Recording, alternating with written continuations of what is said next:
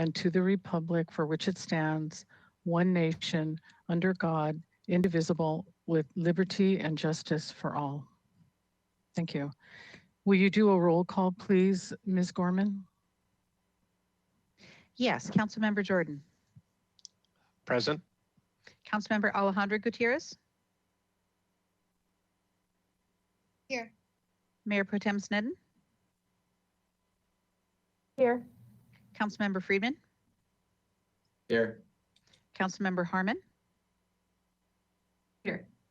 Councilmember Oscar Gutierrez. Present. And Mayor Murillo. Here. Thank you very much, Ms. Clerk. We go to a ceremonial item. Would you read that into the record, please?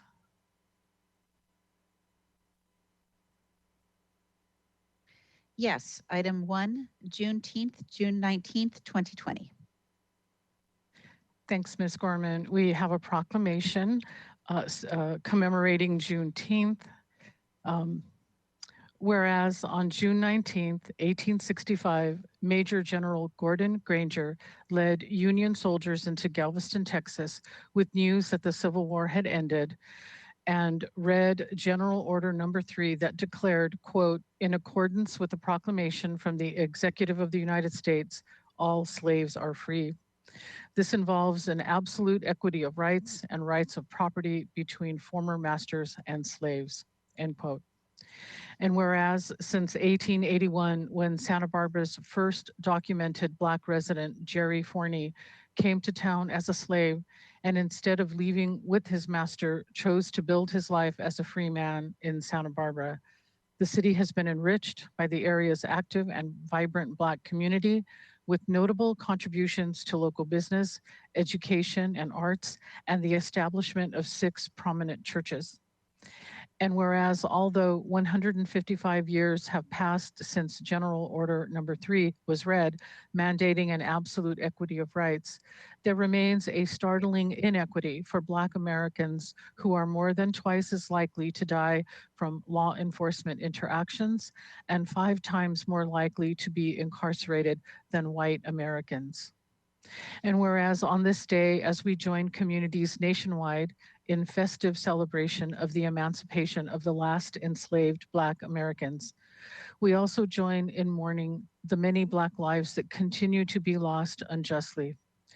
We condemn the prevalence of systemic racism in the nation's fabric, denounce the unequal treatment of the Black community, acknowledge the devastating impacts of racism on the health, safety, and well-being of Black Americans, and vow to take action to end racism and prejudice in our community and beyond.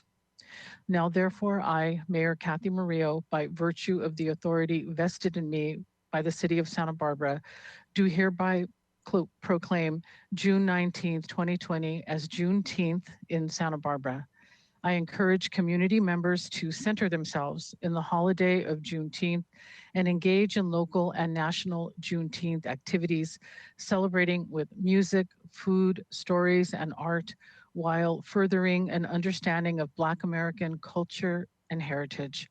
I also strongly encourage everyone to take positive action to end racism so that Black Americans can finally have the absolute equity of rights promised 155 years ago. Ms. Gorman, we have people who want to receive this proclamation and say a few words. Please welcome them. Yes, Madam Mayor, we have Simone Reskamp. Ms. Reskamp, I will unmute you. Please go ahead. Hey there, so I'm excited, so excited just to be here today and just share gratitude for this proclamation. Mayor, as you shared in that proclamation, we know that the first Juneteenth, sometimes called Black Independence Day, sometimes called Jubilee Day, really notes the day that my enslaved ancestors in Texas learned of their freedom. In Stories Among Kin, we are hearing that people at that time didn't know how to process fully the news of what they might be able to exercise and what freedom meant. And so some people were scared, some people had intense joy, some people were just overwhelmed and didn't know what to do. And so still to this day, it remains an opportunity for us to have discussions about what liberation fully means and what needs to happen for Black people to be able to fully exercise their citizenship and status as community members. We know that many of the same things that these people faced after they were supposedly told they were free included not being able to, not having access to land, not having access to ideas of safety, and so much of that struggle still remains. We also understand that it took centuries to create systems that succeeded in oppressing and harming Black folks and other communities of color, and that it will take centuries as well to undo. And so this year we are so grateful for there to be city recognition of the beauty of this holiday. We encourage everyone to participate. Juneteenth should not just be a day for Black folks, it's Black history, but it's also American history. And we should all celebrate the abolishing of oppressive systems. This year, because of COVID, and again, understanding that Black people are overrepresented in people that are testing positive for COVID, we have pivoted to a digital celebration. And so on Friday, across different platforms, including our website, which is Juneteenth SB, as well as Newshawk, EdHat, and TV Santa Barbara, we will be sharing videos and interviews and testimonials of Black residents in Santa Barbara as they discuss what Black joy looks like, what Black liberation looks like, and also what they need from their communities in order to stay and live and thrive in Santa Barbara. So again, I'm so incredibly excited to be here today because for so long, Black community members have been creating this holiday and celebrating it in their homes. And it means so much to be able to have this be a public celebration with our elected officials. And so I'm encouraged by this small step. And I look forward to a partnership as we all consider together what more needs to be done to honor our Black community members. So thank you again so much. I'm excited to call with happiness today. So thank you again. Ms. Ruskamp, it's our honor to work with you. It's a pleasure to celebrate Juneteenth. It's something that our community is looking forward to this Friday, and we will tune in. And thank you again. Thank you for being here. Is there anyone else from your group that wants to say a few words? Ms. Gorman, anyone else with their hand raised? Madam Mayor, we have just Mark Kramer has raised his hand. For those in the audience, I did lower the hands of folks that already had in case they were there for consent or public comment in general. So we do have two people that have their hands raised. So please raise your hand if you wanted to speak on Juneteenth specifically. Okay, so we have David Lan Decker and Mark Kramer. And okay. Oh, go ahead, Madam Mayor. Well, let me ask our city council members to turn on their cameras so we can all be part of this moment. And go ahead and start the public comment then.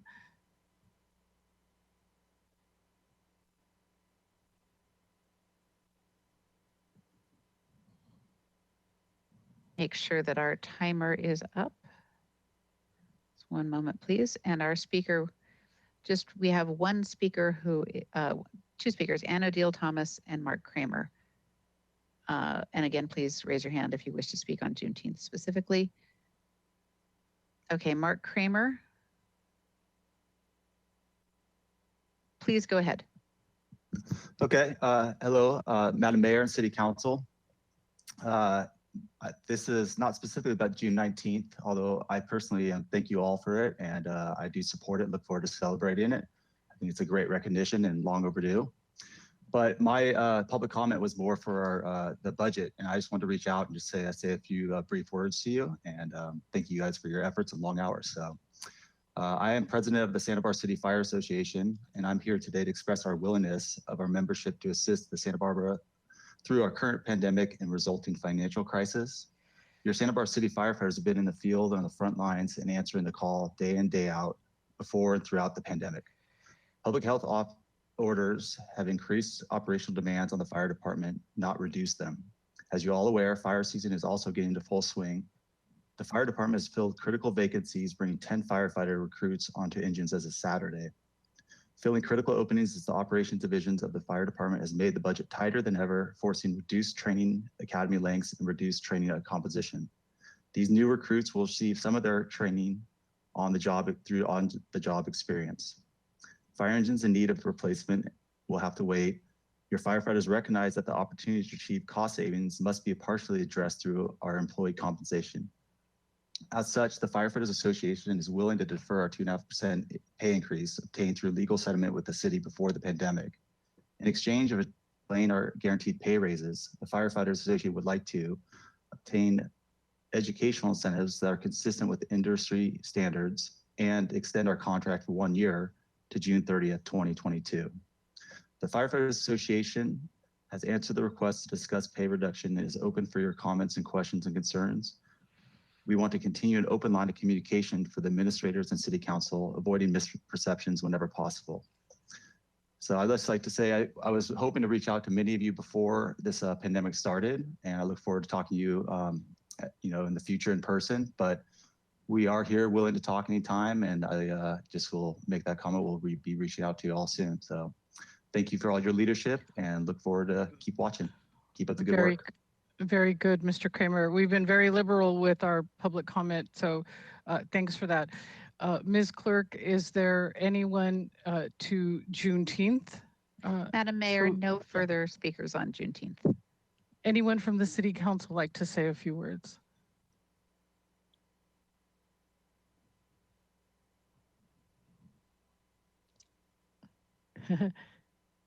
Ms. Snedden, you look like you're trying to.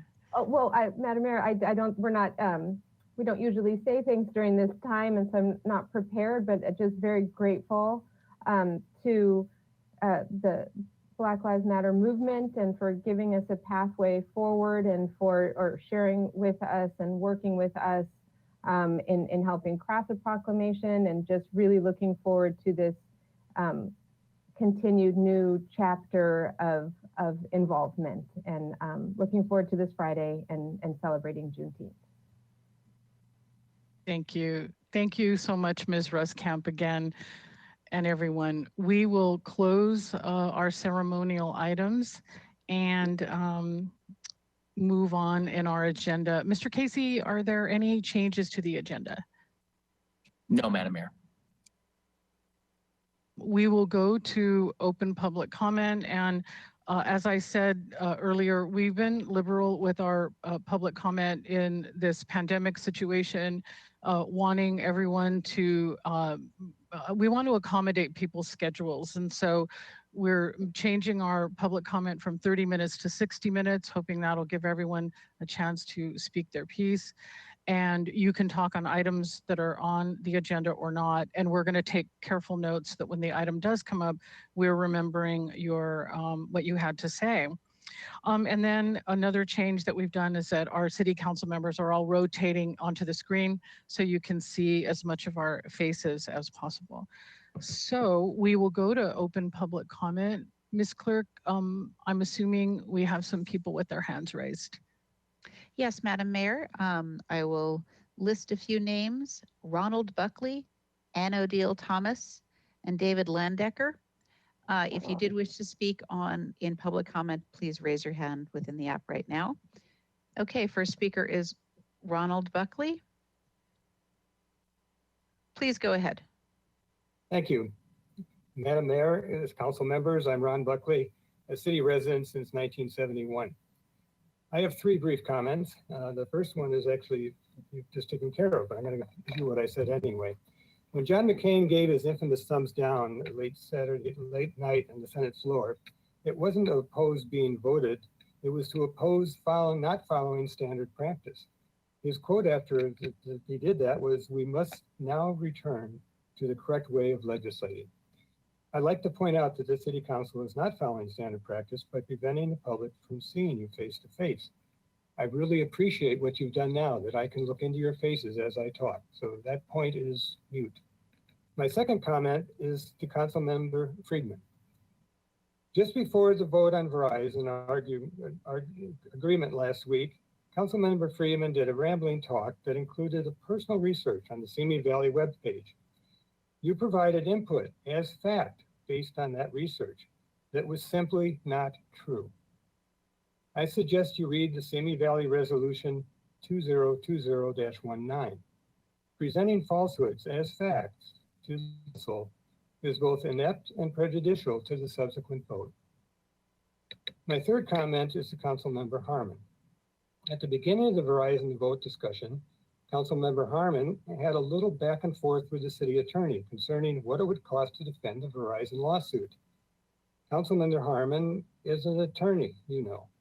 I was wondering, why do you ask a question that you know the answer to? The number of millions of dollars was claimed as fact. And in fact, the only city in California to be sued by Verizon was Danville at the cost of about $20,000. It would appear to me that you made a false claim, possibly intentionally to mislead council. Councilmember Friedmans and Harmon, you should be embarrassed by your performance last week. In light of these above facts, I assert that the Verizon licensing agreement vote is invalid. Thus, I call for a revote on this critical issue. Thank you. Thank you, sir. Next speaker, please, Ms. Gorman. Our next speaker is Ann O'Deal Thomas, then David Lan Decker, then Anna Marie Gott, then Justin West.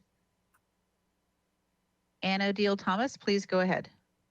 Thank you. Madam Mayor and City Council members, last week's City Council's discussion around the approval of the Verizon license agreement was a shocking display of misinformation and deception on behalf of some City Council members and city staff. Before last week's meeting, 5G Free Santa Barbara provided to the mayor, City Council members, and City Legal Counsel complete documentation explaining the legal facts that empower and require you, the City Council, to vote no to the Verizon agreement. Yet, this legal documentation was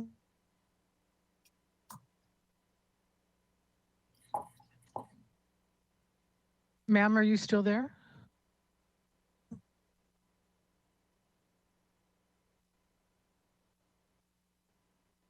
Ms. Gorman, maybe we can get her back. Want to go to another speaker? Yes, next speaker is David Lan Decker. David Lan Decker, please go ahead. Hi, could you put me back at the beginning of the 3 minutes though? Thank you. Madam Mayor, members of the council, my name is David Lan Decker. I am still the interim executive director of the Santa Barbara Bicycle Coalition, often known as SB Bike or BC Centro, but not for much longer. In 2 weeks, I am going to be replaced by a permanent executive director whose name is Heather Deutsch, and she will have lots of opportunities to come before you and talk to you about bicycling in Santa Barbara. Part of what has made my time particularly wonderful has not only been speaking to you, but has been the fact that in the last week, Santa Barbara was named as the 3rd best city to be a bicyclist in the entire nation.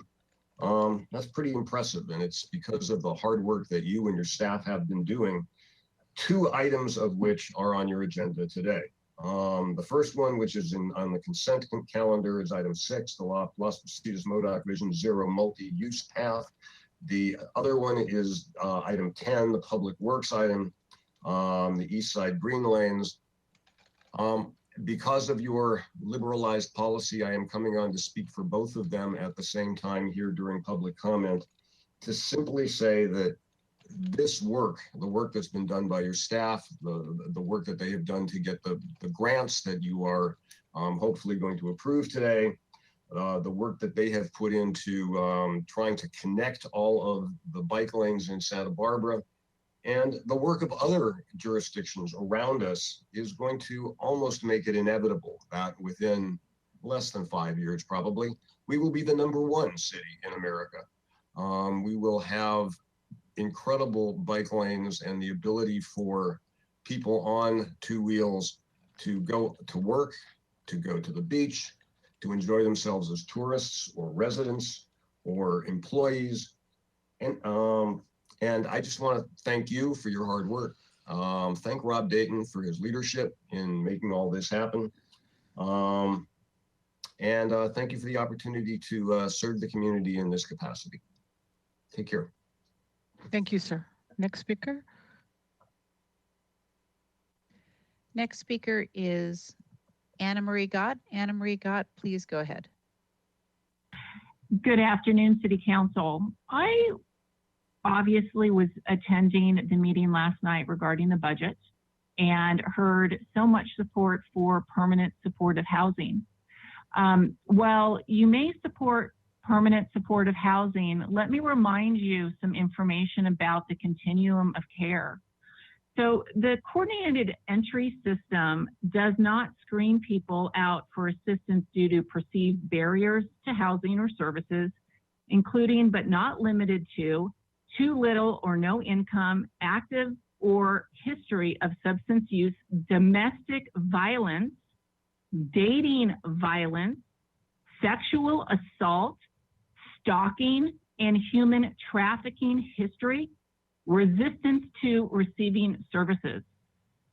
That is the patient population or the resident population that is in the coordinated entry system. I, as well as others, came to City Council last year begging for a permanent supportive housing ordinance. For decades, all of the projects that no one else wanted in their district have been dumped in the first district. That is a number of homeless shelters such as PATH and the Rescue Mission. You have Marburg with a trash sorting facility. They also have a cement crushing facility. And then we have a pot shop on Milpas, right where children walk to school daily. But we don't have any of those real problems in the second, the third, the fourth, the fifth, or the sixth district. But what we do have are unwanted projects dumped in the first district time and again. So I would really like to see the City Council bring to the council and a discussion to have an ordinance and actually implement an ordinance for permanent supportive housing in every single district, and that with the provision that no more permanent supportive housing units be placed in the first district except for the one that was seen today at the Finance Committee meeting.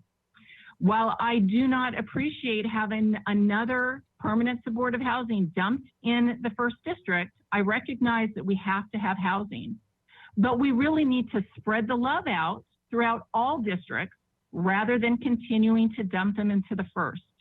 Thank you. Thank you.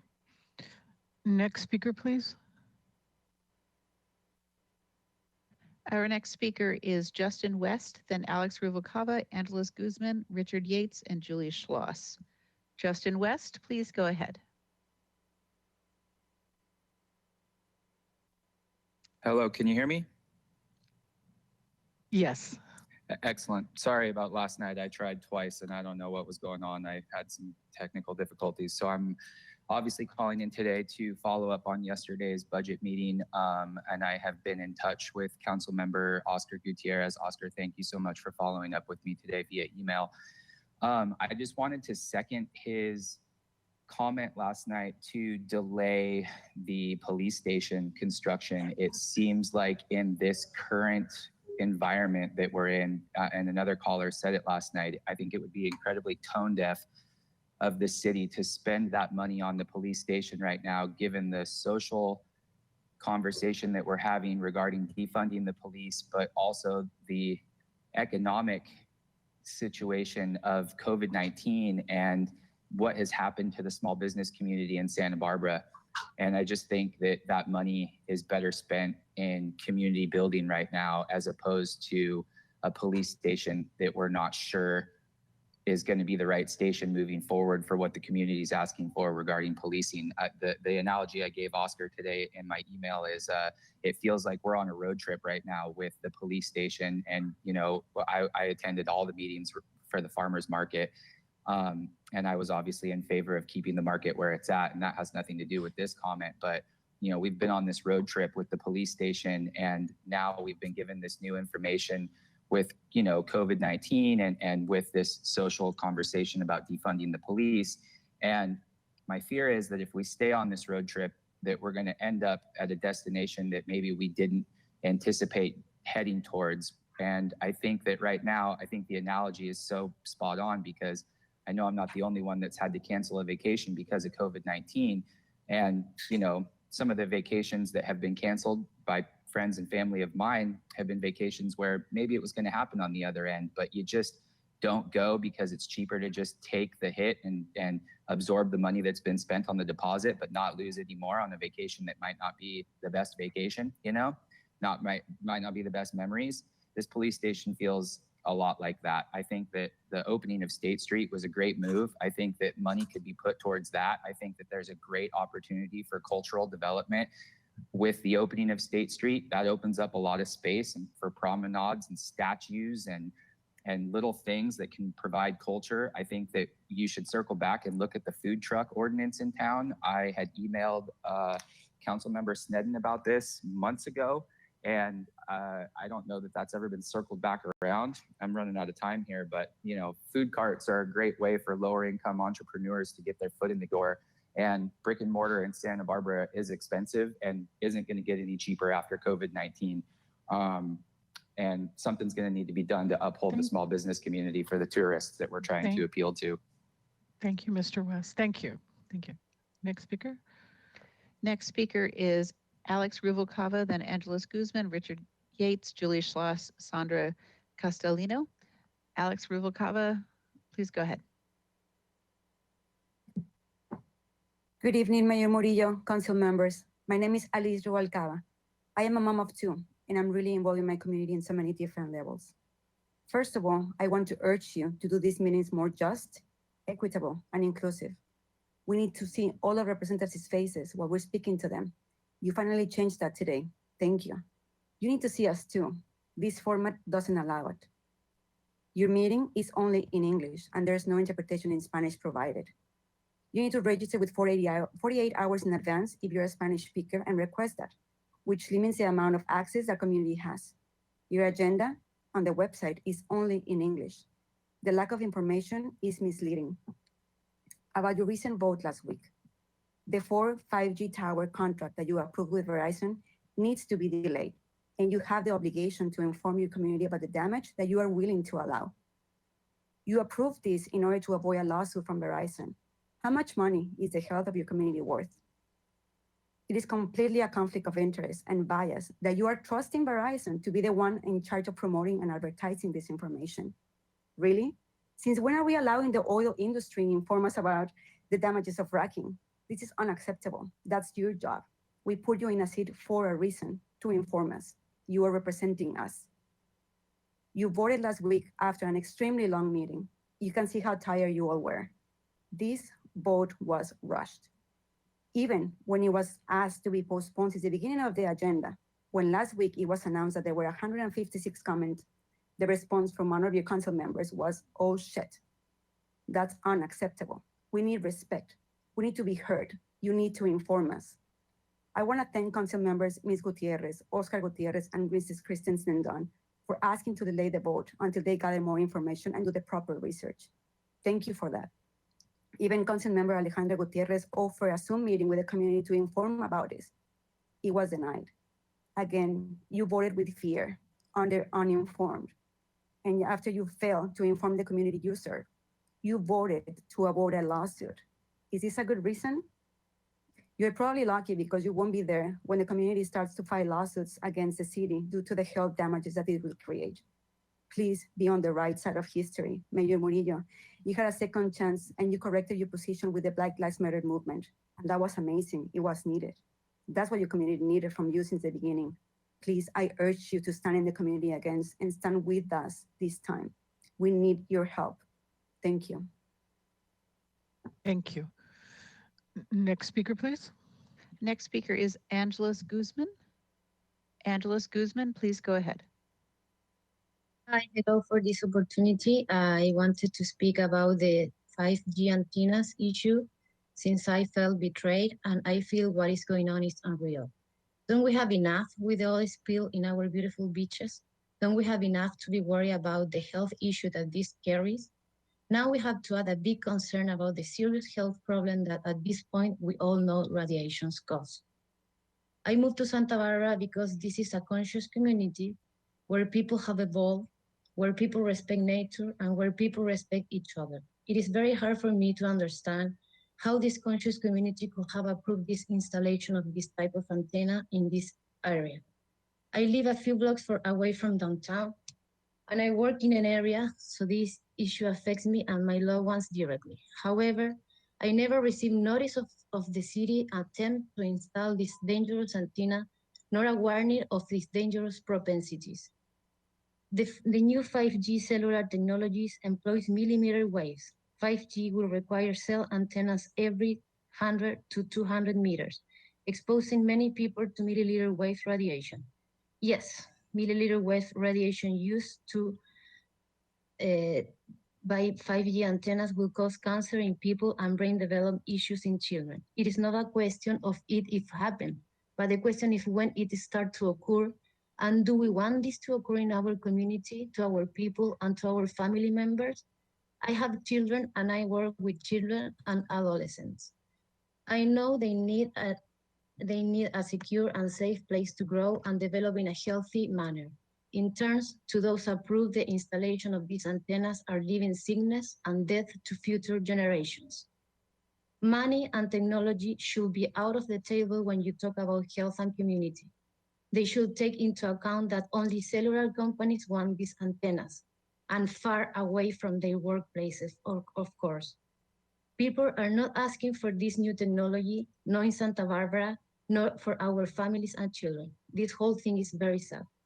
So please, please, please reconsider this approval. We are on your hands. Thank you. Thank you, ma'am. Next speaker, please.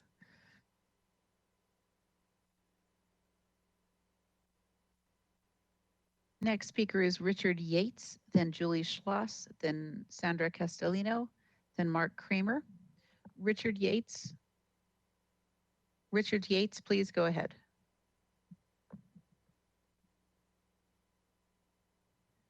So this is Richard Yates. I'm the co-owner with Tina Takaya of Opal Restaurant and Bar. And along with many other businesses, restaurants have been particularly hard hit with the coronavirus crisis. So when we were allowed to reopen and have expanded use of the sidewalk and street to help expand our seating, that's been a real lifeline to us to hopefully allow us to succeed and stay in business. And so we were very pleased to hear that, and also very pleased to see that the experiment of opening up State Street by closing it to vehicular traffic and make it into more of a pedestrian setting has been very beneficial to us. And we've also been allowed to build a parklet, and again, we're appreciative of that. However, we were dismayed to see that our block of State Street, the 1300 block, is slated to open again to vehicles very soon. Along with us, at least 7 other businesses have expressed to me it's better for their business to leave our street closed to vehicles because they've stressed to me the vibrancy that it's created and the enhancement to their business that it's created. Certainly it has for us as well. I've sent Rob Dayton an email to this effect, so he knows the businesses involved, and some of them will speak today after me. That being said, we know there may be some businesses that feel they have been harmed by this closure, and we are sensitive to their needs. But they are a minority in this case.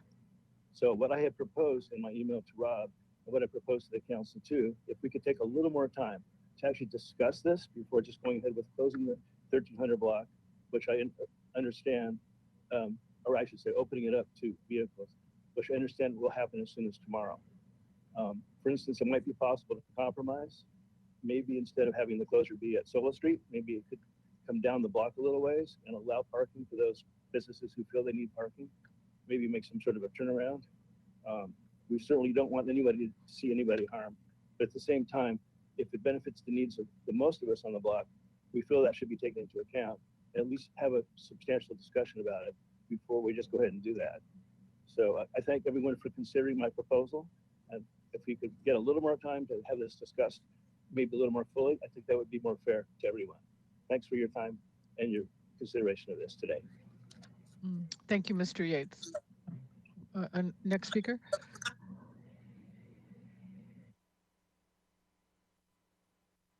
Our next speaker is Julie Schloss.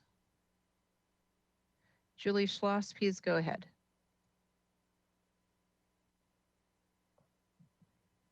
Julie Schloss, you can unmute yourself and go ahead. Good afternoon, Madam Mayor, City Council members. I am on the phone with Leslie Lopez, owner of Carlito. She was not able to access the webinar, so I'd like to let her go ahead of me if that's all right, and then I'll speak after her. Will that be all right? Yes, ma'am. Thank you. Wonderful. May we scoop back the time to, very good. Okay, Leslie, you're on speaker. Thank you very much, Madam Mayor and council members.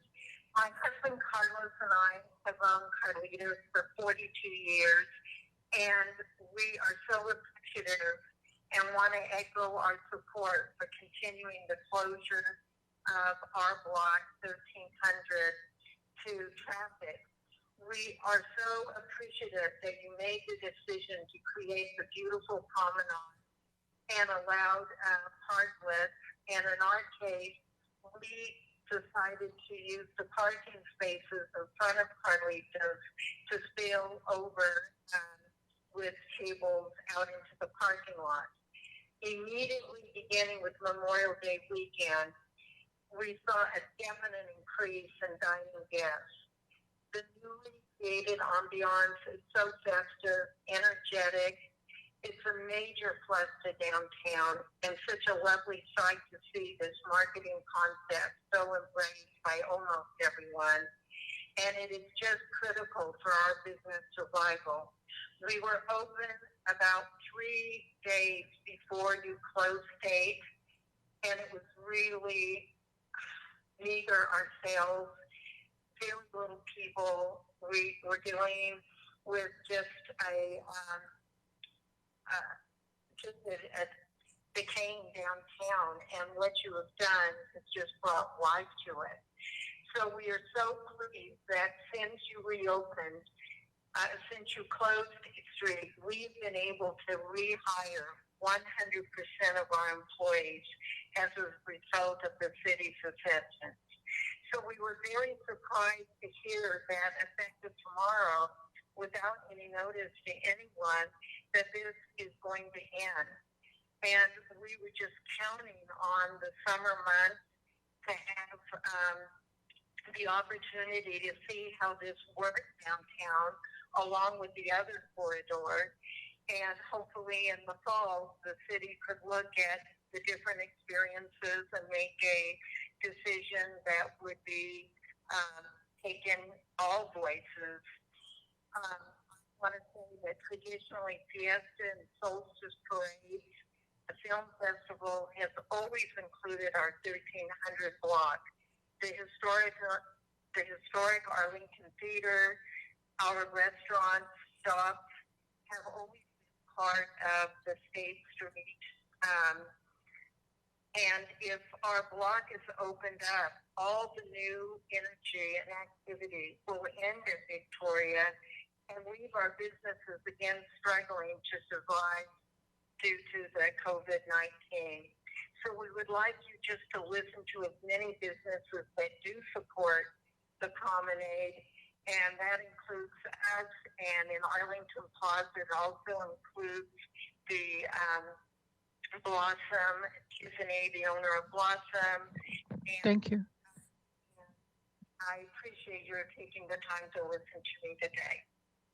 You're welcome. Is Ms. Schloss still there to speak her piece? Okay, go ahead, please. Thank you.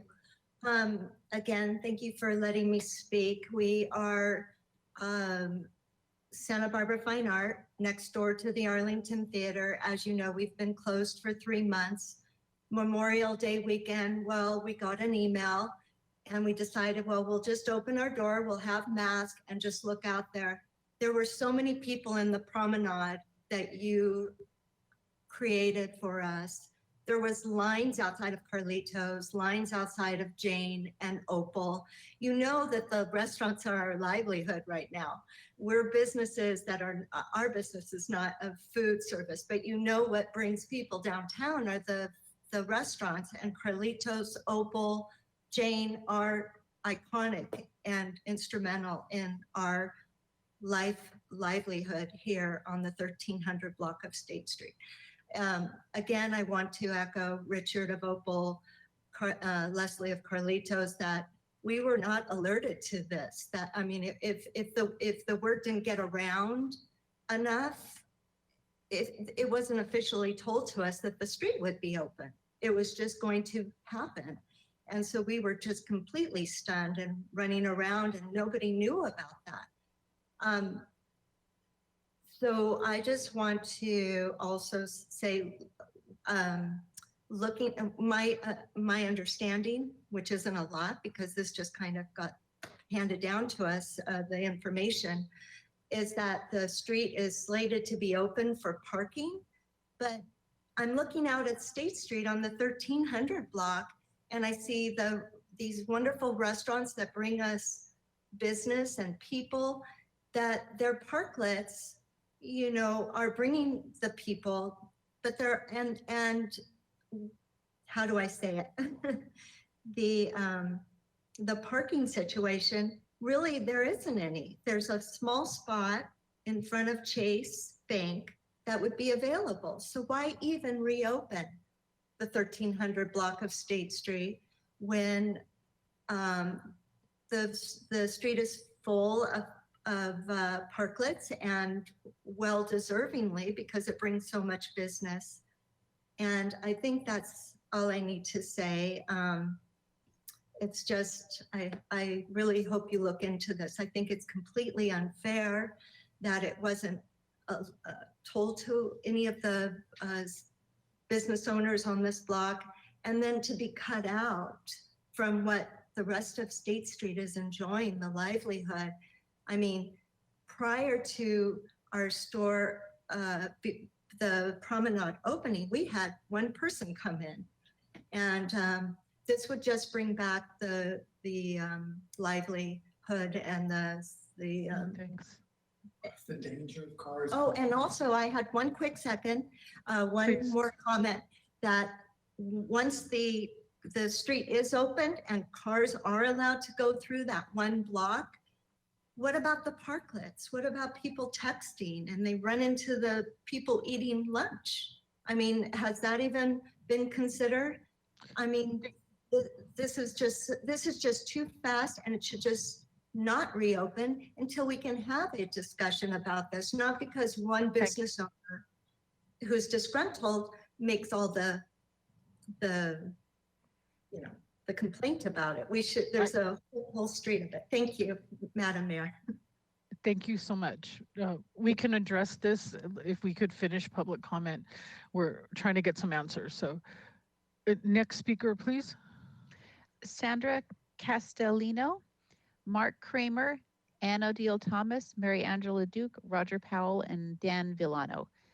Sandra Castellino, please go ahead.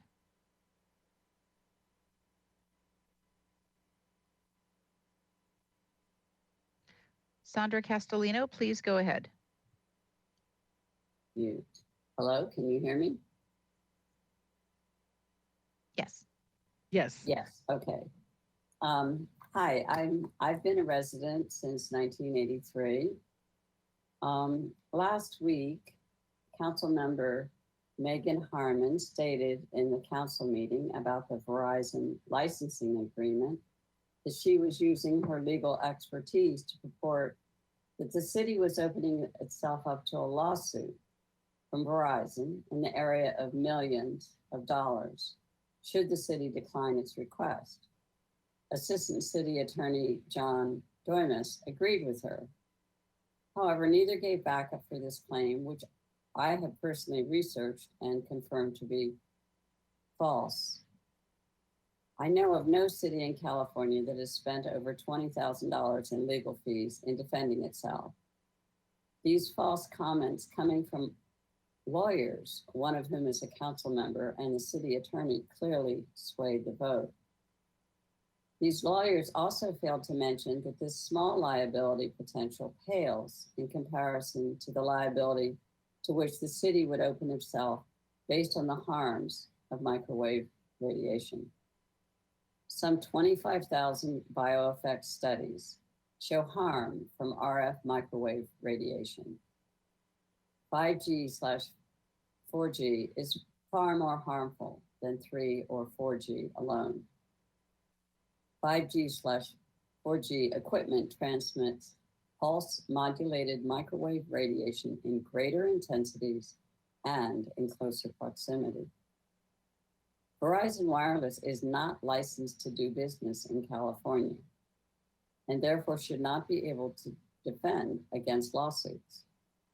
The licensee is actually AirTouch Cellular, a separate corporation, not a DBA of Verizon.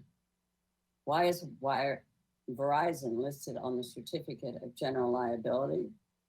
AirTouch Cellular must be the primary insured and must produce appropriate insurance. I find it highly unlikely either Verizon or AirTouch have sufficient insurance to protect the city of Santa Barbara.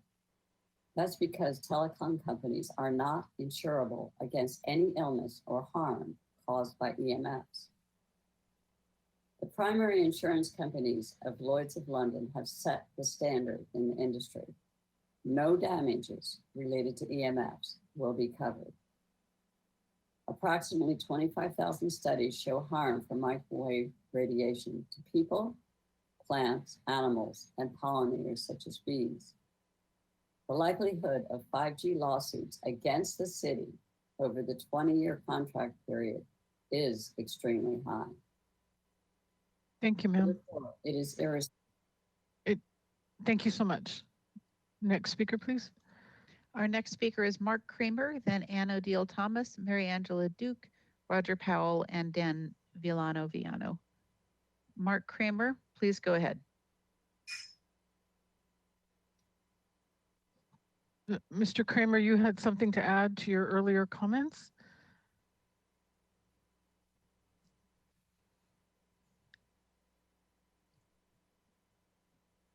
Mr. Kramer, please go ahead.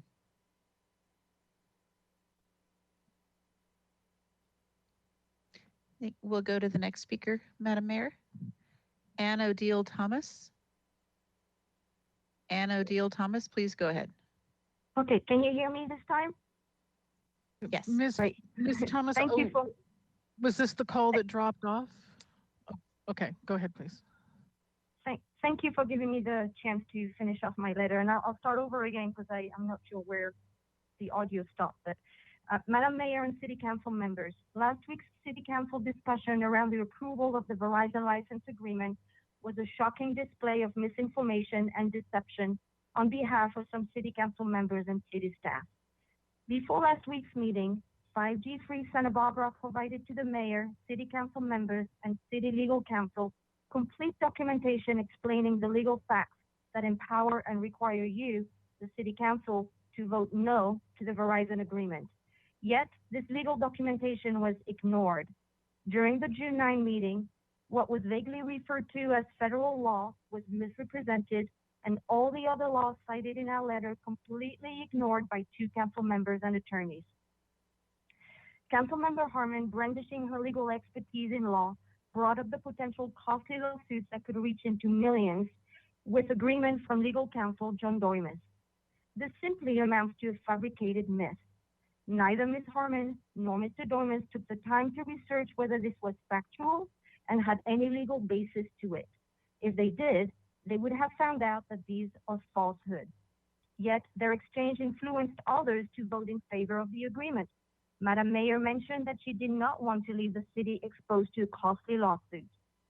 Councilmember Friedman took upon himself to do a basic internet search on the potential existence of a moratorium in Simi Valley with COVID-19 as a basis of an argument.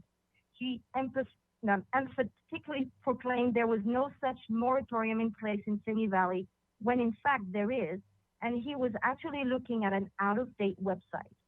Simi Valley does have a moratorium in place due to COVID-19. Santa Barbara could easily vote in a similar moratorium, or the moratorium having declared elsewhere in the U.S. City Council members carry a high level of responsibility as representatives of the community. The falsehoods and misinformation Councilmember Harmon and Friedman stated clearly misled other members of the City Council. This was highly inappropriate, minimally unethical, and I believe unlawful. One ought to consider this a fraudulent collusion and report this to the Attorney General's office. I urge the Mayor and City Council to invalidate and vacate the June 9, 2020 vote on the Verizon license agreement and to reconvene for a new vote. Council members Friedman and Harmon should be asked to step aside from this new vote. They fraudulently or unknowingly shared false information that influenced the overall outcome of the vote. Thank you for your time. Thank you, ma'am. Next speaker, please, Ms. Gorman. Next speaker is Mari Angela Duke, then Roger Powell, Dan Villano, Kate Mickey, and Sean Moreland. I believe Ms. Duke has left the webinar. Roger Powell. Roger Powell, please go ahead. Yes, can you hear me? Yes, sir.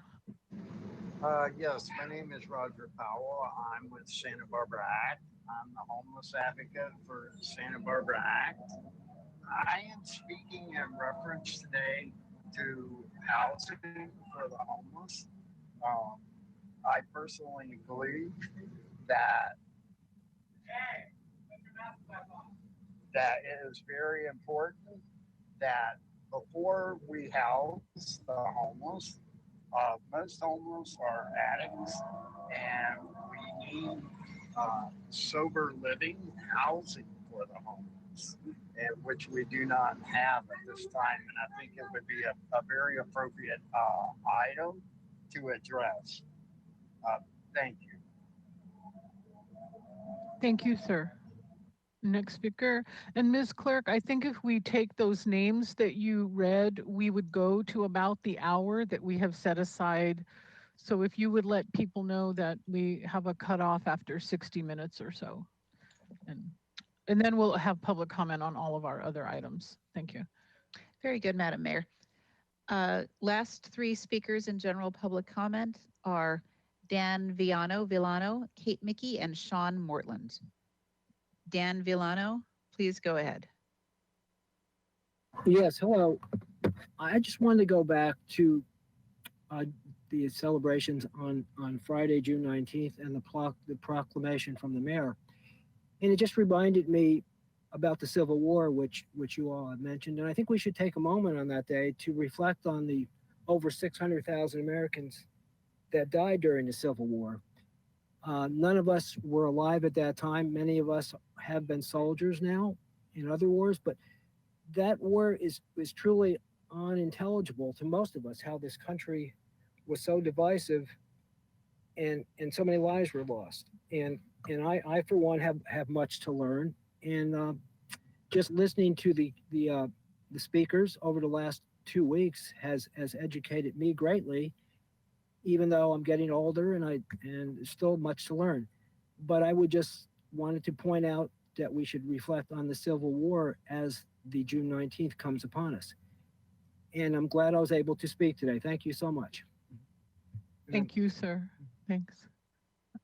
Go ahead, please. Another speaker.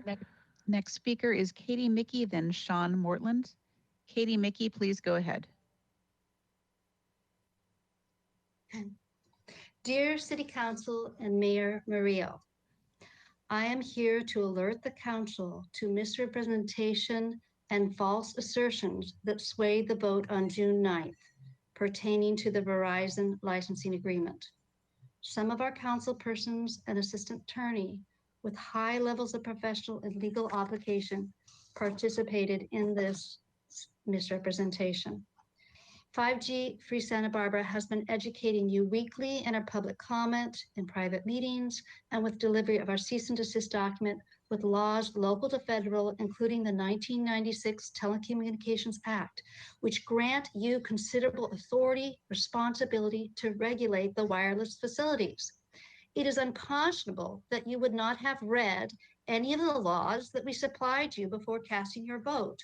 47 U.S. Code 332C7B4 gives you the power to regulate operations, and it nowhere preempts your authority to protect constituents against health effects. It is unconscionable that you would cast a vote that impacts the health and well-being of your constituents with sweeping broad stroke justifications and no particular law cited to validate your argument. It is incredulous that someone who graduated from Wesley, Harvard, and NYU with a certain, I quote, "I'm really going to dig in there and see what capacity we have legally." And what I came out with, the reality is the federal government occupies the field on this. May I remind you that the FCC makes rules, not laws, insofar as industry purports to override local governments in protecting the health, safety, and general welfare of the public. That is false. You know and knew on June 9th that was false, and that you already read our cease and desist notice. You did not even know what law to cite prior to the vote, and could not cite one because you were speaking falsely. It is unconscionable, Attorney Harmon and Doimus, that you would purport just prior to the council's vote that the city would incur litigation fees easily in the millions. Where is the precedence for this? We have found none. Such activity, as was observed on the hearing on the part of the California Barred Attorney, is egregious and warranting potential report to the Attorney General and the bar. Clearly, the vote and license agreement are all null and void, as having been made on the basis of statements known provably to be false by their respective speakers. The vote made in fraud is null and void and must be vacated. The licensing agreement cannot be executed. Madam Mayor, may I make Thank a you. brief comment? Thank you. I so didn't want to do this, but it's my professional life. And when someone makes reference to reporting to the bar, that goes to my ability to support my family, to the profession that I've dedicated my life to. So I just have to say, I so respect all of you that feel so strongly about this. I did dig into the law. I believe that my interpretation is correct. That was backed up by our city attorneys. I'm happy to have further conversation with you and take you through my analysis. Please feel free to email me anytime. Really looking forward to having that conversation with you. Thanks, Ms. Harmon. And just to honor the Brown Act, let's just leave it there for now. Thank you. Keep going with public comment, please. We have, Madam Mayor and Council, we have Sean Mortland, and then Kimmy Van Dyke will be the final speaker. Sean Mortland, please go ahead.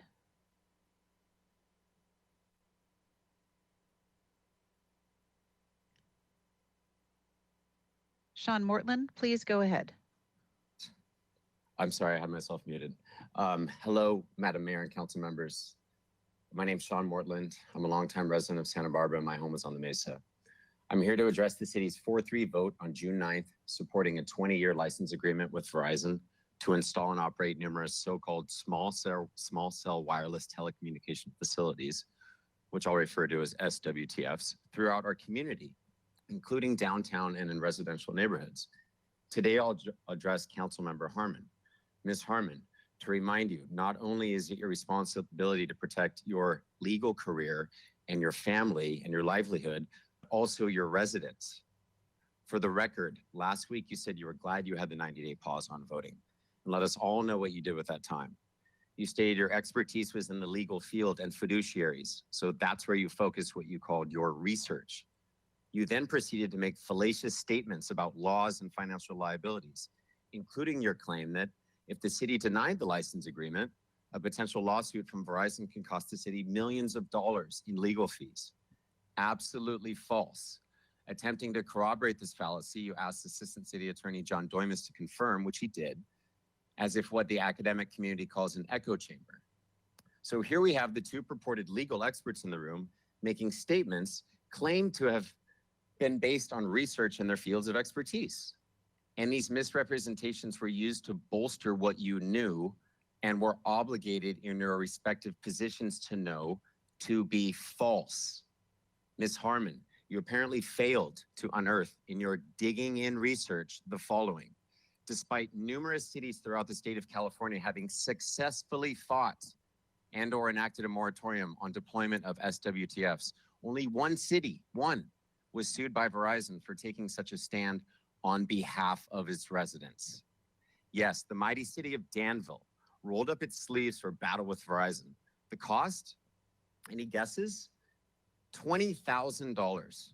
$20,000, not millions, to protect its residents from being soaked with more highly unnatural, pulse-modulated microwave radiation 24/7, 365 for 20 years. Millions of dollars. Where do you come up with this stuff? Like Netflix, Law and Order?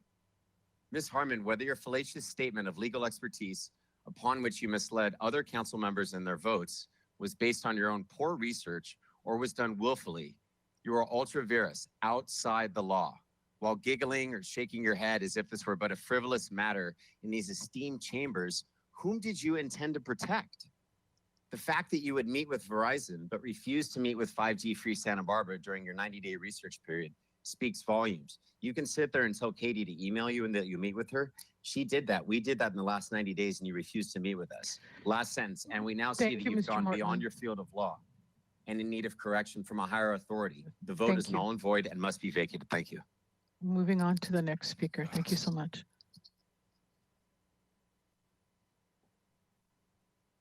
Our final speaker is Kimmy Van Dyke. Kimmy Van Dyke, please go ahead. Can you guys hear me okay? Please. Hello, can you hear me now? Yes. Great. Hello, my name is Kimmy Van Dyke and I am with 5G Free Santa Barbara. What do we want? We want fiber optics to the premises, also known as FTTP. It's best engineering for internet access that there is. It's the fastest, most reliable and secure, the safest and most energy efficient broadband that exists. Wireless, by contrast, is poor engineering. Not only are they a fire hazard, but this infrastructure transmits pulse-modulated invisible microwave radiation that is proven to be harmful by thousands of peer-reviewed studies, with at least 10,000 of those being Supreme Court admissible. This important information was not considered by the mayor and most of the council members before the vote on the 20-year Verizon wireless license agreement that was voted on and passed June 9th with a 4-3 vote last week. It is clear that the vote and licensing agreement are null and void as having been made on the basis of statements known provably to be false by their respective speakers. The vote is invalid and must be vacated and not executed. There are already 2 other telecom license agreements signed by City Council with Crown Castle and AT&T without any regard for the critical factors that were completely ignored when signing a 3rd telecommunications contract, such as insurance coverage. Why have you not taken the appropriate measures and done the in-depth research to protect our residents and offer known alternatives to future communications technology infrastructure for our Santa Barbara residents? We need to turn the bus around and do the right thing. Our people, pets, plants, and property values will thank you. How do you connect with our growing 5G Free Santa Barbara community? First, sign up for our email list at 5gfreesantabarbara.org, then join our Facebook and Nextdoor groups, and subscribe to our YouTube channel to learn more. We have a community meeting on the first Wednesday of the month and subcommittee meetings throughout the month. We'd love your participation to help us protect Santa Barbara from adding any further WTFs, which are wireless telecommunications facilities, and dealing with the antennas that have already been installed in front of people's homes and businesses and parks. More are going up every day. This needs to stop. Thank you for your action. Thank you, Ms. Van Dyke. And Ms. Gorman will close public comment for now. And I wanted to ask Mr. Casey to address the 1300 block of State Street. Again, it's not on our agenda, so this is informational. And if we need to, I'll just ask Mr. Casey how we're going forward. Thank you. Thank you, Madam Mayor and council members. So as you know, we have opened up State Street to pedestrian traffic, and we're trying to be nimble and flexible and try to work with all the business owners to be as effective as we can in this moment. And we We went from the 500 block through the 1300 block. So we went big to start. We've been getting a lot of feedback both ways on the 1300 block. We've been working with the business owners and walking the street and talking to folks. We thought we were kind of nearing a consensus. Clearly that has not been achieved. And so to the business owners who called in today, we'll slow down, we'll go back out, we'll re-engage, and we'll see if there's some solution that's amenable to all. We want to work with all businesses and have it be successful for as many as we can possibly can, but sometimes there are trade-offs, but we'll slow down and go back out and redo the public dialogue with them again. Thank you, Mr. Casey. We'll move on to our consent calendar. Ms. Clerk, do you have items to read, please? Yes, Madam Mayor, a few items to read. Item 2, adoption of ordinance approving the Second Amendment to lease agreement with Mr. Aaron Peterson, DBA, the Salty Beach Bar and Grill and Chomp, located at 113 Harbor Way. Recommendation the council adopt by reading of title only an ordinance of the council of the city of Santa Barbara approving and authorizing the waterfront director to execute the Second Amendment to lease agreement number 23328 with Mr. Aaron Peterson, adding 4 months to the first 5-year option ending December 31st, 2025, and making certain clarifications to the allowable uses of the leased premises, commencing upon the effective date of the enabling ordinance. Item 3, resolution for records destruction for the Public Works Department. Recommendation the council adopt by reading of title only a resolution of the council of the city of Santa Barbara relating to the destruction of records held by the Public Works Department, the Administration, Engineering, Fleet, Transportation, Planning and Parking, and Water Resources divisions. And that's all the items to read for consent. Thank you. If there's no further objection, we'll waive further reading, and I will entertain a motion to move the consent calendar forward. Council members? And Madam Mayor, you may want to inquire if there are public commenters on the consent calendar as well. Thank you so much. If there's public comment, we'll try to take them in order, but are there people with their hands raised? And as I said that, actually no one has raised their hand, so never mind. Thank you very much. I will move the consent calendar. Second.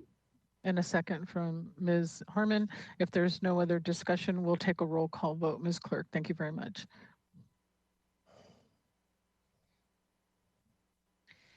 Councilmember Jordan? Aye. Councilmember Alejandro Gutierrez? Aye. Mayor Pro Tem Sneddon? Yes. Councilmember Friedman? Yes. Councilmember Harmon? Yes.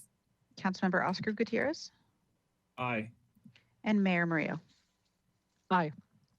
Thank you. We have moved our consent calendar forward unanimously. And Mr. Friedman, if you're ready to give us a report from the Finance Committee, please. Thank you, Madam Mayor. Earlier today, the Finance Committee met on Housing Authority project, affordable housing for very low and extremely low income at from 110 to 116 East Coda Street. And it was to recommend giving a loan to finance that project that they will be building, and we unanimously supported it, and it will come to council for full recommendation. Thank you, Mr. Friedman. We'll move on to the next item, which is number 9 out of our Community Development Department. Ms. Clerk, can you read the title into the record, please? Yes. Item 9, substantial amendment of fiscal year 2019-2020 annual action plan for use of community development block grants for coronavirus response. Thank you, Ms. Clerk. We're ready for staff presentation. I see we're transitioning over to that now. So we've got our slides up. Thank you, technical staff, for that. And it looks like Ms. Stotts is, we're ready for you when you're ready, Ms. Stotts. Thank you.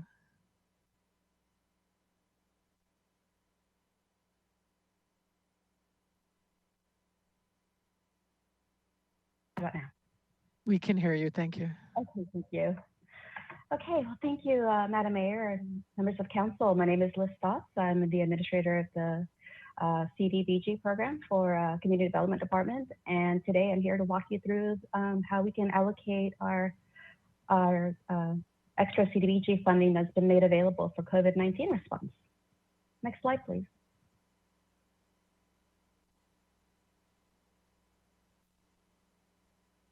So one of the benefits of the CARES Act, that's the Coronavirus Aid, Relief, and Economic Security Act, is that it made available additional Cdbg funds for communities to prevent, prepare, and respond to COVID-19 pandemic. So just like the regular Cdbg fund, this program is being administered by the U.S. Department of Housing and Urban Development, HUD. We are slated to receive $530,774 in the first round of allocations. We're calling these, HUD calls these Cdbg CV. So they're different from our regular Cdbg funding with that code. So that's how we'll track the differences. There is a possibility that the city might receive additional funding in future allocation rounds, but we don't know that at the time yet. It's based on different criteria that HUD is still developing. It includes number of coronavirus cases compared to the national average, and the economic and housing impact. But I've been monitoring all developments with this funding, so if we do get any, I will also proceed the process of seeking that funding. Next slide.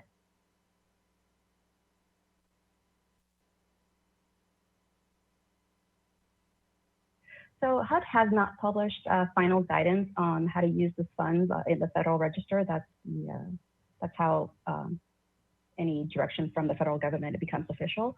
But HUD has been disseminating information since the passage of the CARES Act, and we know that that's going to be incorporated into the final guidance.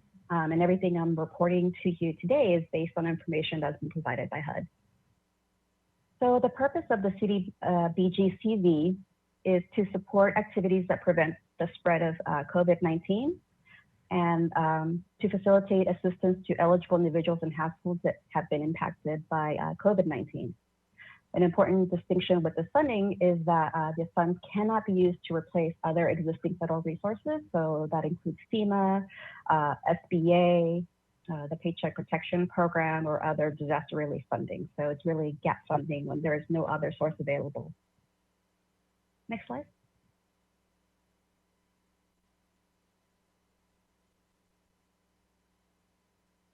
So the Cdbg CV funds, just like regular Cdbg funds, have to be used to meet one of the 3 national objectives of the Cdbg program. That hasn't changed. The first objective is that the funds must benefit low and moderate income persons. This is the primary objective of the Cdbg program. So the city has to demonstrate that the majority of the beneficiaries are low and moderate income persons. The next 2 only apply during very specific circumstances, and unfortunately they do not apply during this process. That's to aid in prevention of slums or blight. Slum and blight is a very specific definition that meets California's definition of blighted area to qualify, so that's not really applicable here. The third objective is to meet a need of having a particular urgency when other funding is not available. So this is more specific to an earthquake happens and a building is unsafe for the public and it needs to be demolished immediately, and we can certify that there is no other immediate funding available. So that's when that objective would apply. So most of the funding will have to be used to benefit low and moderate income persons. Next slide. HUD has provided a list of potential activities that communities can undertake with the COVID-19 funding. The staff report has a full description of the examples that HUD has given. I'll just highlight a few. So assistance to businesses, so that could be for manufacturing medical supplies, or assistance to businesses that have had to close because of social distancing measures, to enable them to create or retain jobs, or to assist businesses that provide medical care or food delivery or cleaning services. in support of people that have to be quarantined. The next one would be public improvements in public facilities. So that would mean acquiring or constructing or rehabilitating a facility to conduct testing or diagnosis of COVID-19 or for treatment and isolation of patients. The next one would be planning capacity and technical assistance. So that would be for the city for any COVID-19 pandemic related planning, but it cannot be used to cover revenue shortfalls. And it cannot also be used for if there's other funding like FEMA or other federal funding that would the city would be reimbursed with. The next one is public services. So this would include job training programs to increase the pool of healthcare workers, medical testing and diagnostic services, or provide protective equipment necessary for social service workers to go out and do the work safely, to deliver meals to vulnerable persons, and to provide 3-month emergency grant payments or rent payments or utility payments to low-income persons who've lost their jobs. The good news is that HUD has waived the normal 15% cap on public services, so that means that all of the funding can be used for public service activities. Next slide, please.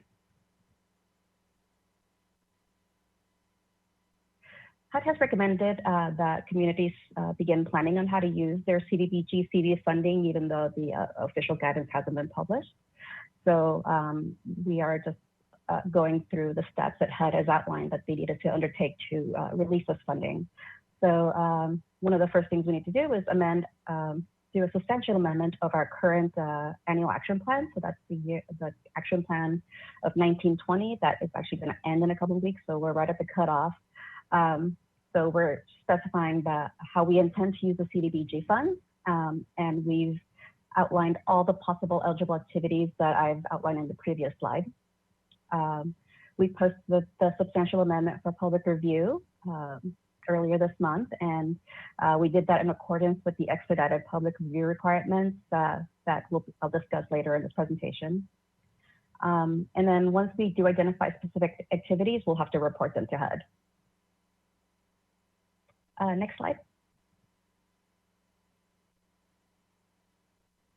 So based on everything that we've learned of how we can use the Cdbg funding, this particular Cdbg funding, staff has identified 3 funding categories that we think would be feasible for local implementation. So these are based on what we know of the available service providers in the community that have the expertise to administer Cdbg programs, as well as the feedback that we have received from the community, and of course, what's eligible under federal law. Also, there was a survey of nationwide survey of communities on how they intend to use their funding, and it's for the same. The 3 that we're presenting are the same that are being used around the country. And I'm not presenting these in any particular order. So the first category that we think we could use these funds for is for business assistance.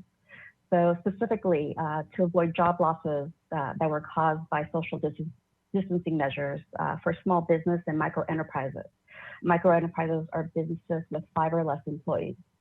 The funds must be used to create or retain jobs held by low and moderate income persons. This category is the most complicated, so I'll probably spend the most time explaining what it would entail. The most important thing about this category is that we have to be really cognizant of the intent of Cdbg and the national objectives to benefit low and moderate income persons. So HUD has made it very clear that any Cdbg funding provided to businesses has to, by law, be used to create or retain jobs for low and moderate income persons. So if a business gets funding of Cdbg funding, they would have to send reports and supporting documentation that the job was created or retained, and that would require that they list every single job that has been created or retained with this job, all job announcements, as well as the skills and training required, education requirements for a job, a list of every single person that interviewed for the job, their income status, the list of jobs that were offered to a person and were declined by other persons. They would also have to show that they don't already have funding from SBA, FEMA, or Paycheck Protection Program. For micro enterprises, again, that's employees, businesses with 5 or less employees. The rules are a little bit different. In the 5 or less, the owner can be included as an employee. And if that business owner is a low moderate income person, they wouldn't have to go through all the documentation of showing that they've created or retained jobs. They would just have to go through an income qualification process, verifying that they are a low and moderate income person. If the business owner is not a low moderate income person, then the above requirements that I explained earlier about documenting jobs that were created would have to apply to them. So considering that this is so complicated, we think it's really important that if we do go this route, we provide this funding to an organization that has the experience administering federal business assistance programs. One more note on this category.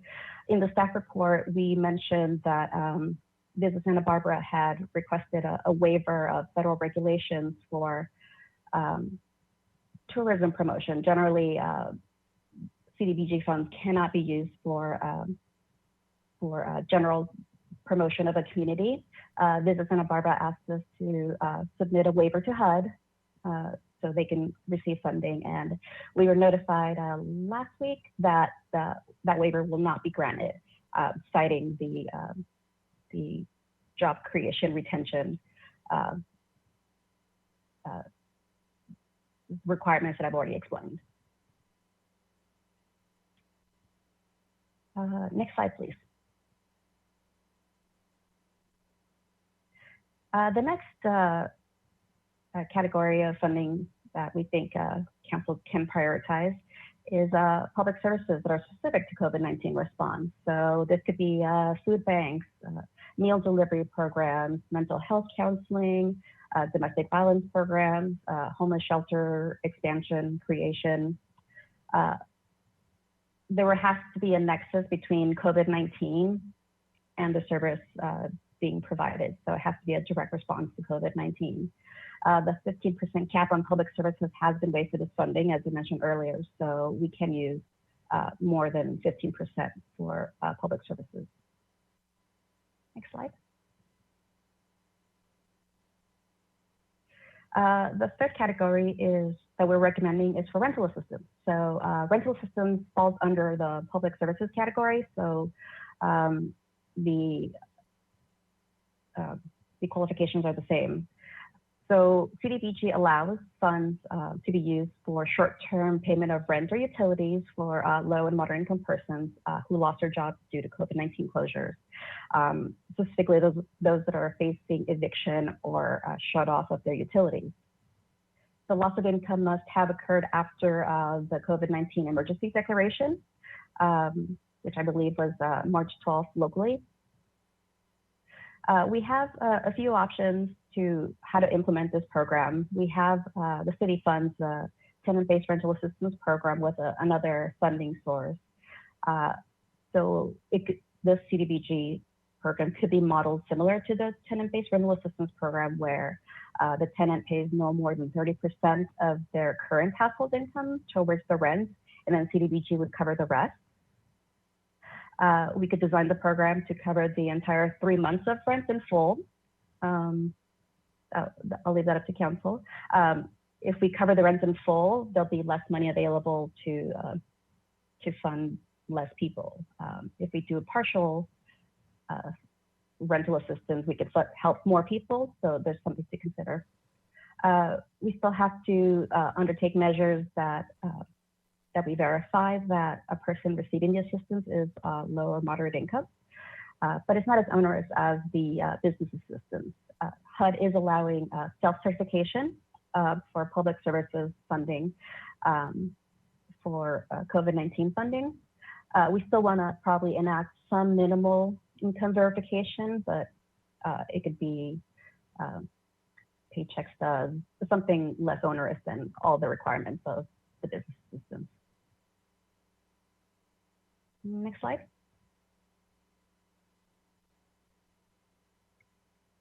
So in addition to identifying the funding priorities for this funding, we're asking council to also help us develop a method for distributing the grant funds. Again, we want to be able to select organizations that have the qualifications and the experience necessary to run federally funded programs. So we're presenting these the methods of allocation based on that. We have an established process for allocating Cdbg funds, but it's a lengthy process. Given the urgency of the COVID-19 pandemic, we think a faster process is needed. HUD doesn't mandate a specific funding allocation process, but they do provide 4 basic models that communities can implement. And I'll discuss those in the next few slides. Next slide, please. So the first one is the formal application process. That's the one we undergo each year. Like I said, it's lengthy. It can take up to 4 months when you account all the steps that are required. We have to post a notice of funding availability, have a mandatory application workshop. We have an application period. We have a committee that reviews the applications, interviews applicants, and then deliberates. Under normal circumstances, this process is identified as the best practice, but again, not suitable for this process. Next slide, please. So the next process is the limit of application model. So it's a modified version of the formal application process. We would still publish a NOFA, but the time frame would be much shorter. We would have applicants complete a short application of 1 or 2 pages with the key questions that we think would help us make a decision. If council goes this route, we would ask that you appoint a subcommittee of the Community Development and Human Services Committee to review the applications and develop recommendations. We would bypass the applicant interview process, and then we would bring back the committee's recommendations to council for adoption. I emailed all of council members a list of the Community Development and Human Services Committee members that indicated to me that they would be available to serve in the subcommittee. To remind you, it's Jody Orchowski, Charlotte Golap-Moore, Ginger Wolf, Jenna Roll, and Veronica Loza. We estimate that this process would take 1 to 2 months, but I would expedite it as much as possible. I would like to keep this process under to a month, but there's a lot of factors outside of my control, so I can't promise that quick of a turnaround, but it is high priority for me to turn it around as quickly as possible. We recommend a subcommittee of 3, even though we have 5 volunteers, because 5 is the quorum of our subcommittee, or of our full committee, I should say. So I'm not sure about what the Brown Act says about that, so I'll defer to our city attorney for that. Next slide, please.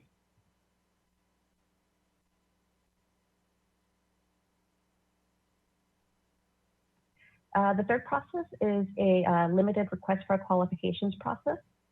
So in this process, city staff would identify qualified applicants through a focused request for qualifications process.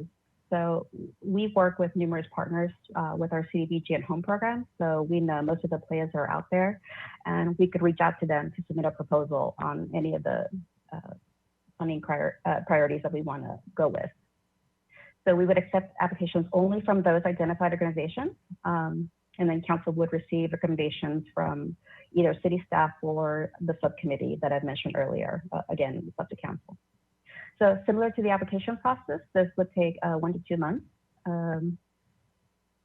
This is a good process that allows us to respond quickly and tap into our known community resources, but there is a possibility that we could overlook a qualified organization that we don't know about. So that's the only downside with that. Next slide, please.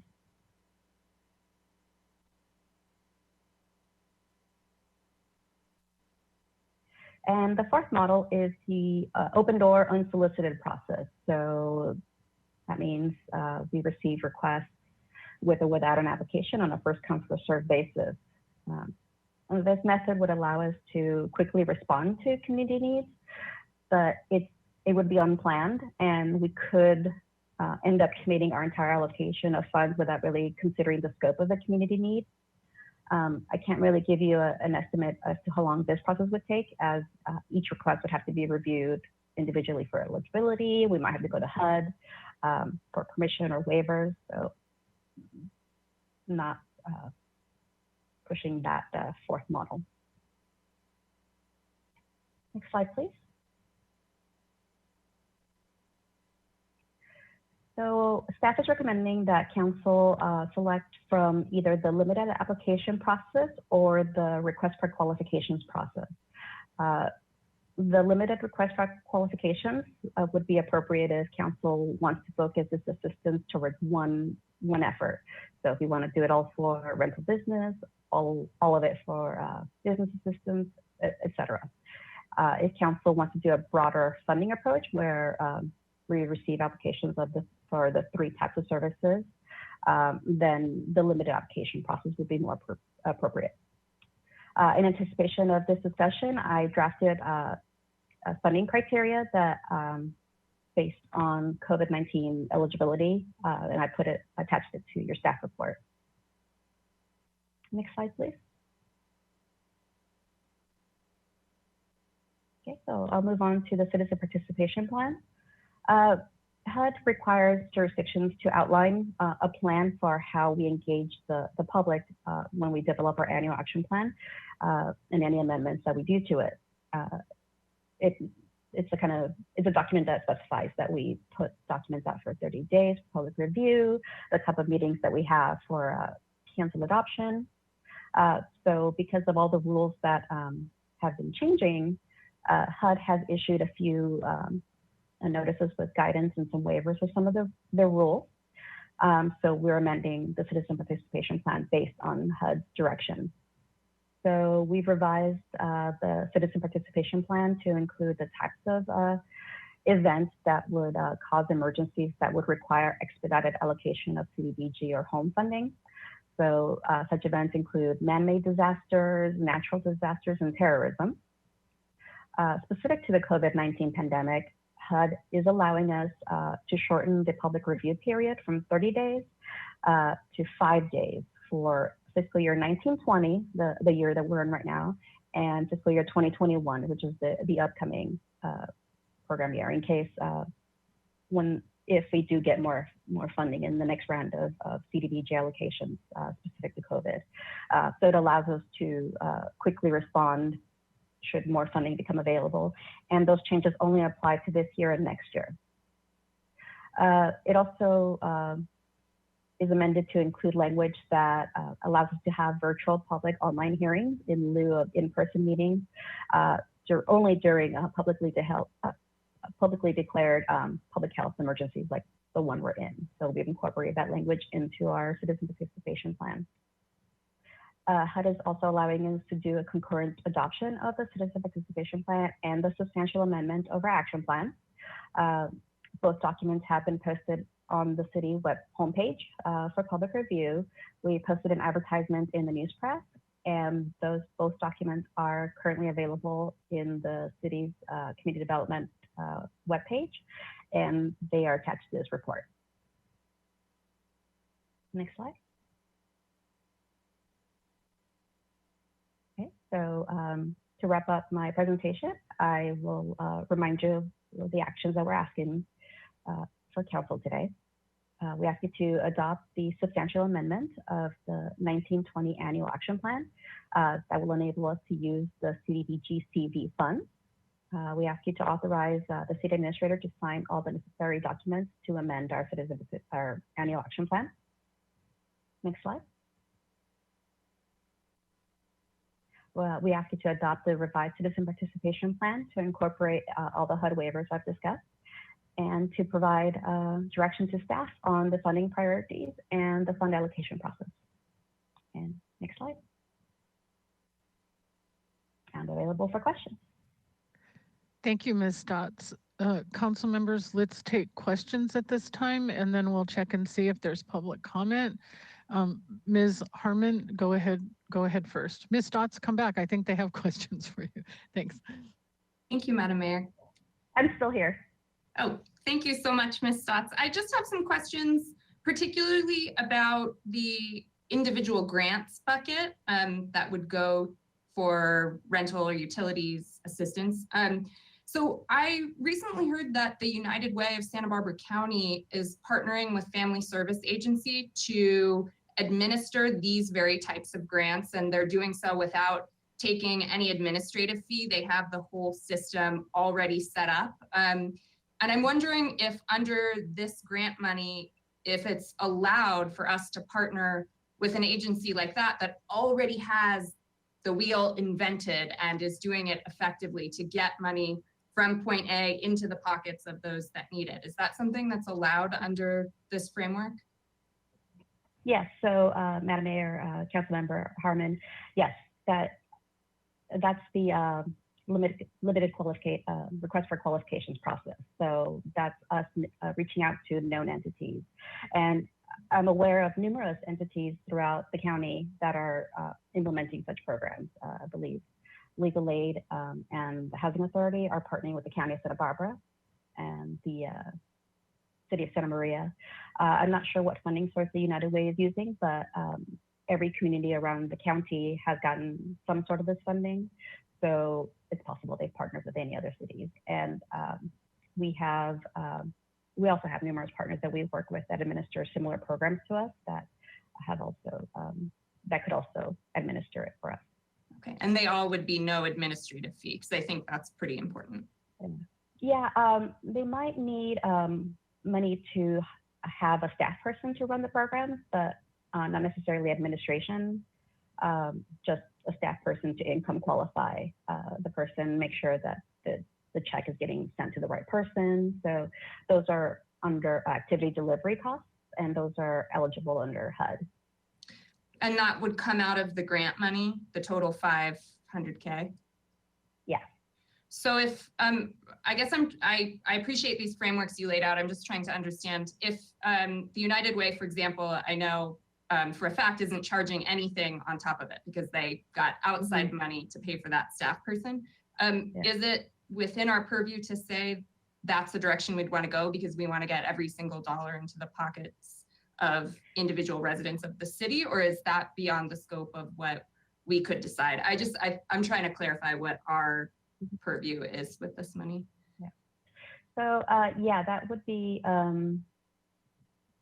we can stipulate that there would be no money to do staff administration, but honestly, that is a burden on nonprofits, and they may not have the resources that the United Way has to administer a program, because they still have to submit reports to us.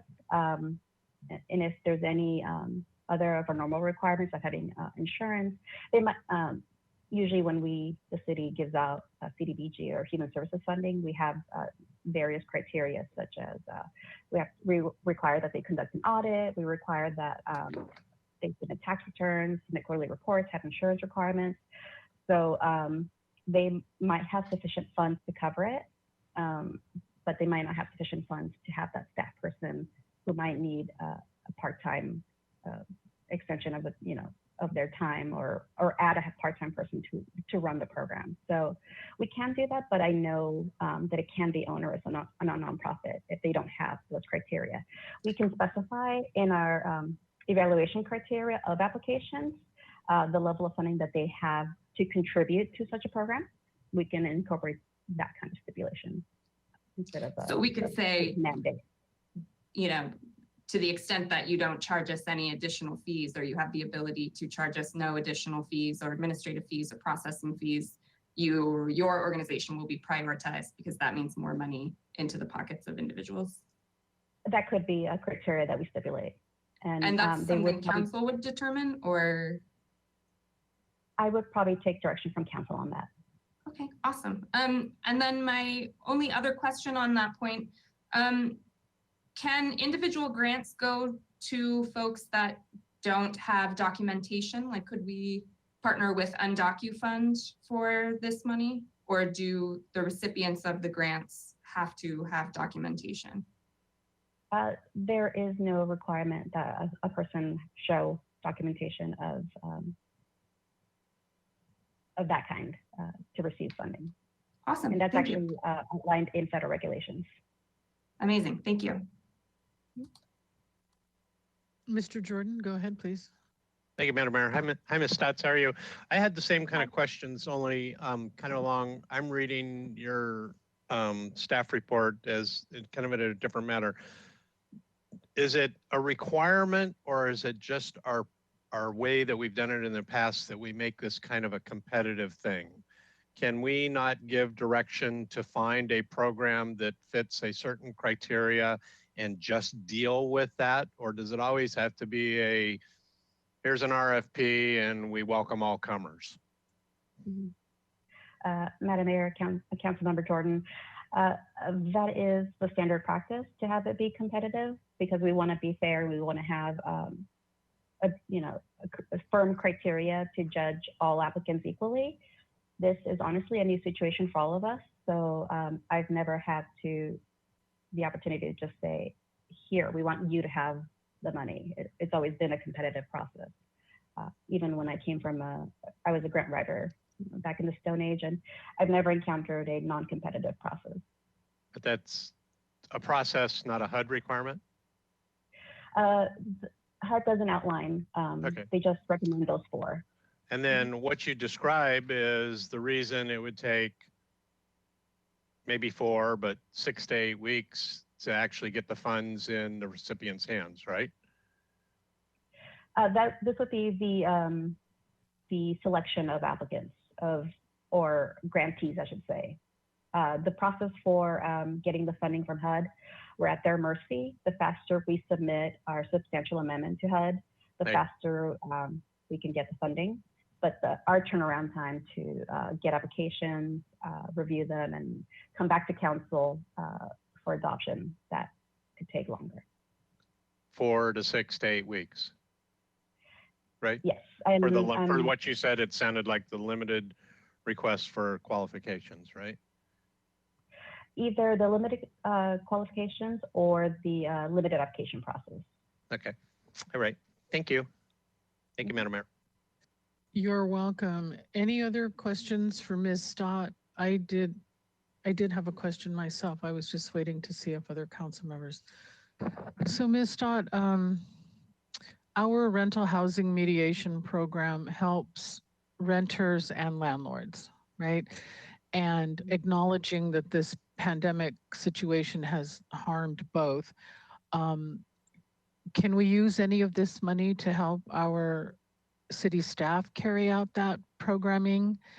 I acknowledge that if we end up giving it to renters, they eventually give it to their landlord, and so they're benefiting that way. But how is that a possibility? We can, Madam Mayor, we can explore that process. They would have to follow the same rules as any other nonprofit of income qualifying an applicant. So I don't know if they have that kind of experience to administer that side of things. I know they have a vast experience on what the law is, but I'm not sure. And I'm kind of speaking for them if anybody else wants to correct me. But, so, so my second question. So if we decide we want to help renters in the city, one of the processes, the limited one, is the one that you're recommending. You're saying that people would apply and there would be a subcommittee that goes through the applications, but there wouldn't necessarily be an interview. Yeah, we would bypass that process. It actually, I'm not sure if the presentation on the screen has, I pulled out a few of my presentations so we can refer to what the criteria are if you push on to the next slide. Ms. Gorman or Mr. Four, if you're controlling the slides, which slide number is it that you're looking for, Ms. Don? Doesn't look like it. If you go back to 15, slide 15, it has the allocation models that we're recommending. Okay, I'm looking at them right here at my desk, so thank you. So limited application that would focus on a business And then limited request for qualifications would be for giving it to people directly. Do I have that right? No, Madam Mayor, that both of them would be to give it to a qualified organization to run it. Just the selection process, either run a notice of funding availability and accept applications, or we reach out directly to an organization that we know in the communities that provides this kind of service and say to them, submit to us a proposal, and we'll review and determine to make a recommendation of which one should be funded. Okay, just help me a little bit. It was a long night last night. So if I wanted to help renters in our city, and we wouldn't ask them about their citizenship status. I heard that clearly. What would be the approach then to help them pay their rent? They would, I know for a fact that various organizations, including Legal Aid Foundation and Rental Housing Mediation, have received calls saying, I can't pay my rent. So they have to do something that simple, say, I can't pay my rent. We would probably require some minimum amount of proof, a letter from the landlord, a lease agreement. I know the moratorium that council implemented has some impacts, but maybe a letter or anything that is from the landlord proving that they owe rent. It looks like we have a couple of other staffers. Mr. Kalan first, and then Mr. Doubles. Go ahead, please. Or Ms. Doubles.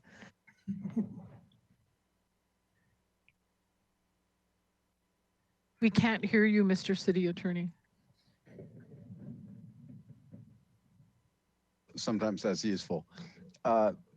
I wanted to reinforce what Ms. Stott said, that using the criteria in the temporary eviction moratorium would certainly satisfy the governor's order and would meet the federal standards that I understand from the slides. Thank you. Ms. Doubles? Hi, Madam Mayor. I just wanted to kind of jump in and reiterate like what Ms. Stotts is saying is that these would be actually like qualifications that we would be wanting to know how they would run that program, what they choose to, how they would choose to qualify.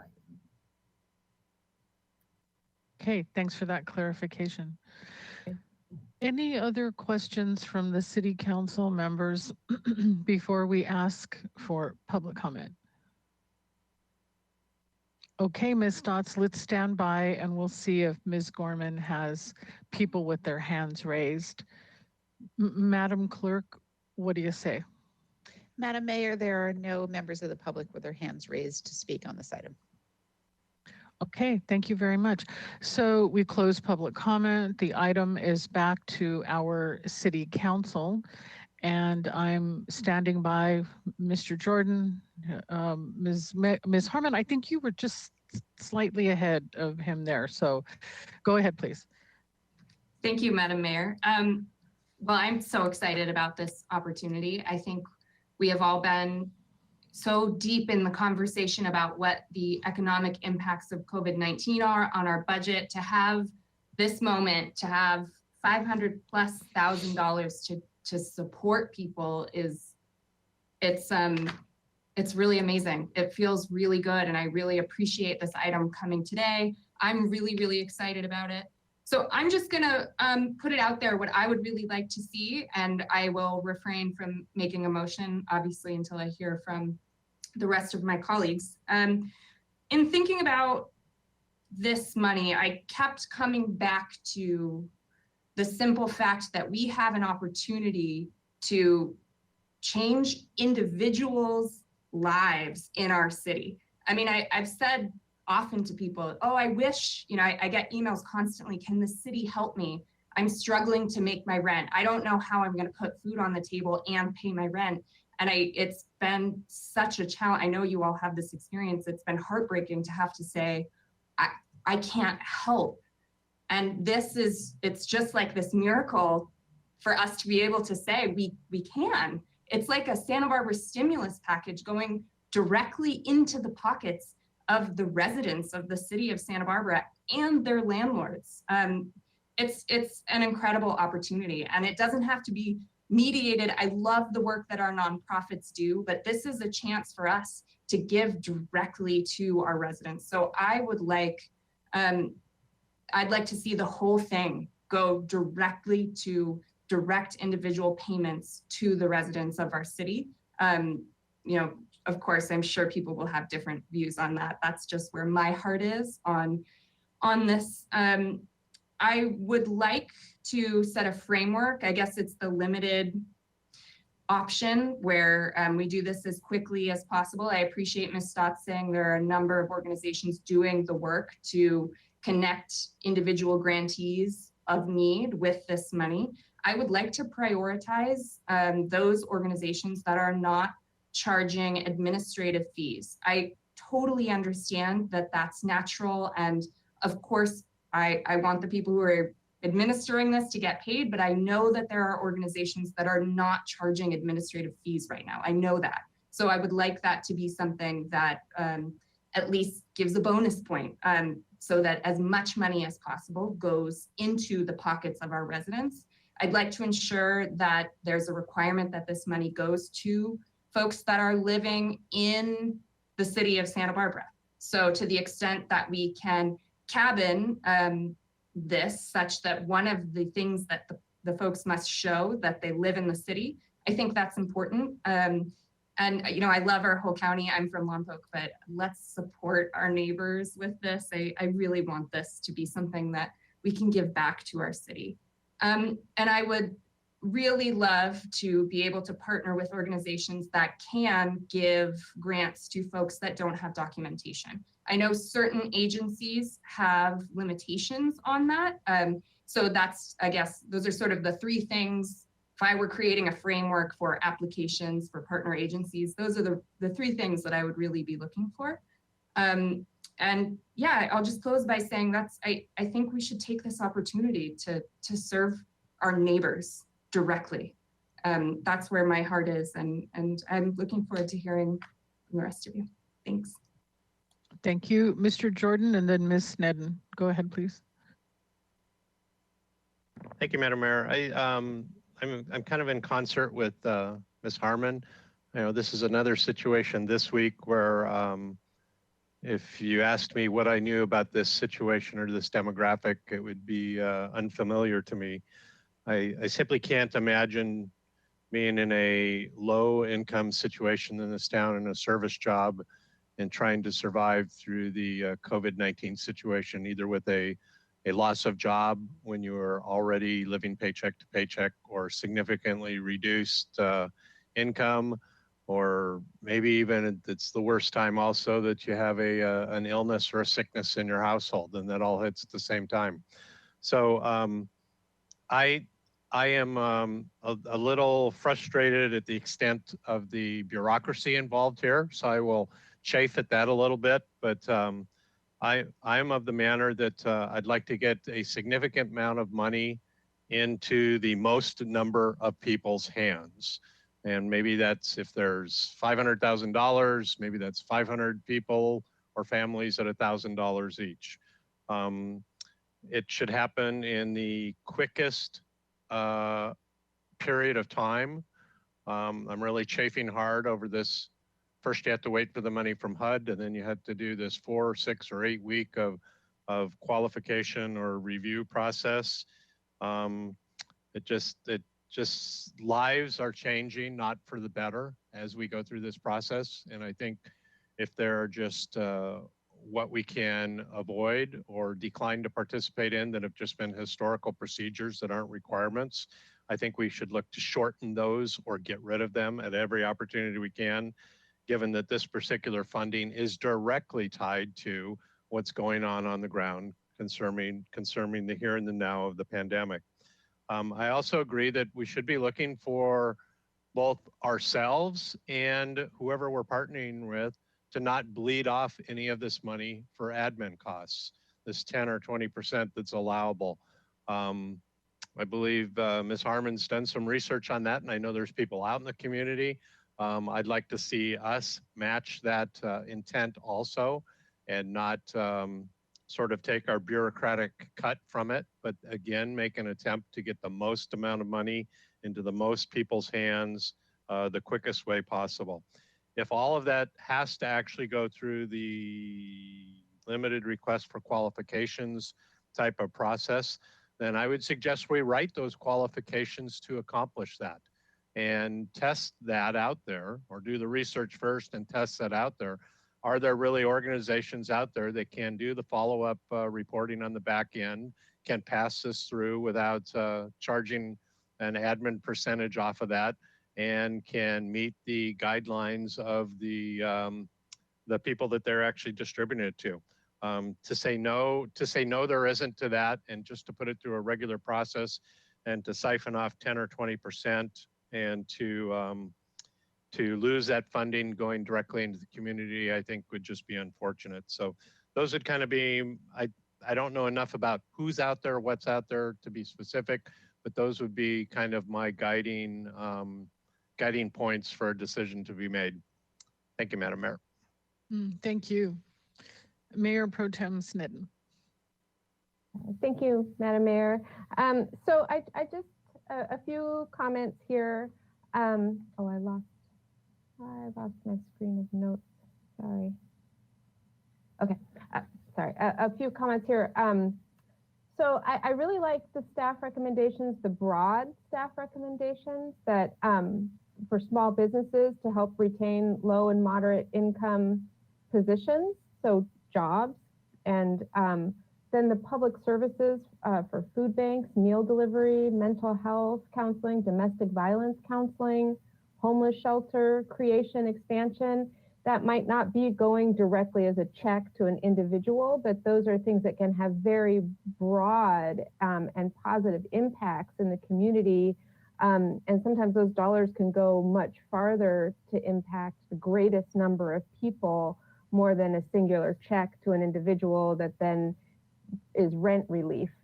If you're getting a check and it's going straight to your landlord, that may not be really at the base level helping the greatest number of people eat, for instance, or have shelter.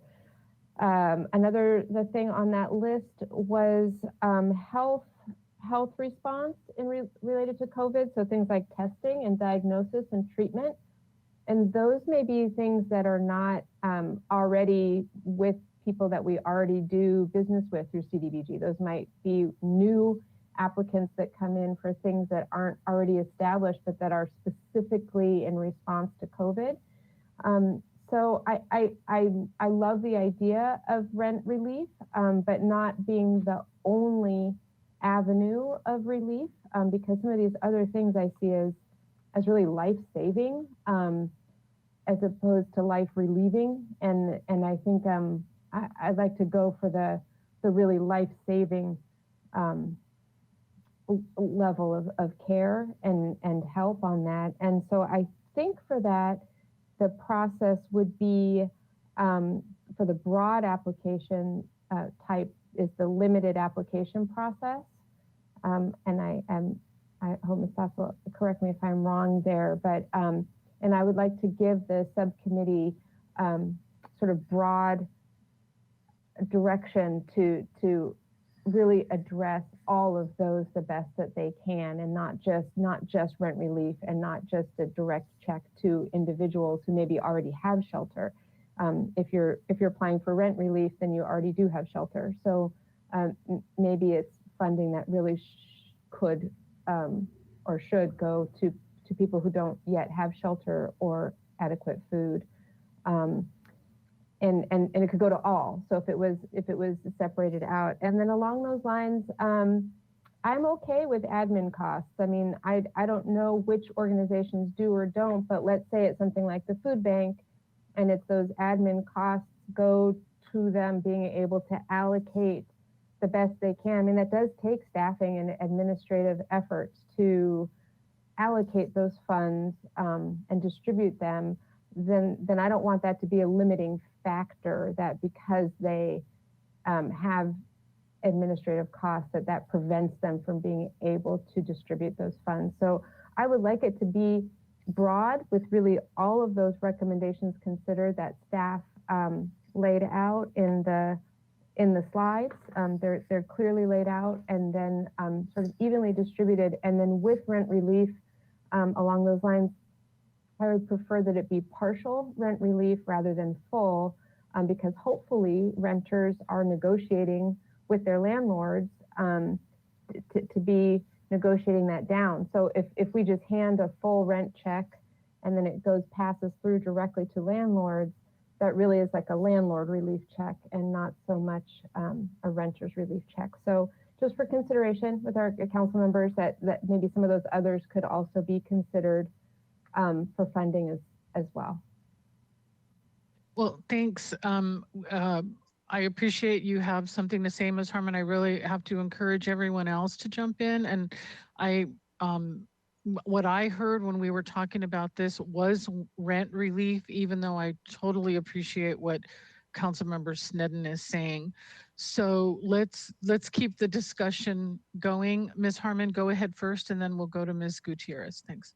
Thank you, Madam Mayor. Just very, very briefly, I so appreciate Councilwoman Sneddon that you're talking about life-saving measures. I just really want to point out for the families that this rent relief would go to, it does feel like a life-saving thing to get this money. I don't think that you can underestimate what it feels like to be a family on the verge. The stress, the anxiety, the impacts that has on their mental health, their ability to plan, the effects on the family unit. I don't think it's fair to say that it's not life-saving to that family. But by way of compromise, I just wanted to suggest for my other colleagues, maybe we could allocate X number of dollars to rent relief and then say the remaining dollars can go more broadly to a process like Councilwoman Sneddon is describing. So I thought that might just be an idea that I wanted to throw out there. We're still in discussion. It's wonderful to be deciding how to allocate funds, right? And a great opportunity for us to help. Ms. Gutierrez, were you ready? Okay, thanks. Thank you, Madam Mayor. Thank you, Ms. Scott, for your report. On the priorities for funding, you had mentioned that it was for mental health and what was the other ones? Well, I did see them, but I was just wondering if there's priorities for services that directly help youth and children and families. I currently work for the school district, and I know that a lot of children are struggling. We're struggling because of their homework and accessing technology, but families are now really struggling, especially the youth that are the struggle with anxiety and depression. So I was wondering if those type of services were your priority. I know that the anxiety and depression falls under mental health, but programs that directly serve families and youth and children. Ms. Stotts? Yes, Councilmember Alejandra Gutierrez, Madam Mayor. Yeah, the examples I provided were just examples. The main criteria is that there is a nexus between the services being provided and COVID-19. So if an argument can be made that a parent is struggling or a child is struggling with their after-school work because school's closed down, and there's a program that is offering to help those kids. If that's what council wants, and that's the nexus that's being demonstrated in the proposal, then yes, the examples I gave are just the examples that HUD gave. And we have heard from domestic violence providers and from mental health service providers that there has been increases for services during these stressful times. Perfect. Thank you. Thank you for the clarification. Thanks. Mr. Friedman, go ahead. Thank you, Madam Mayor. Ms. Stotts, don't go anywhere.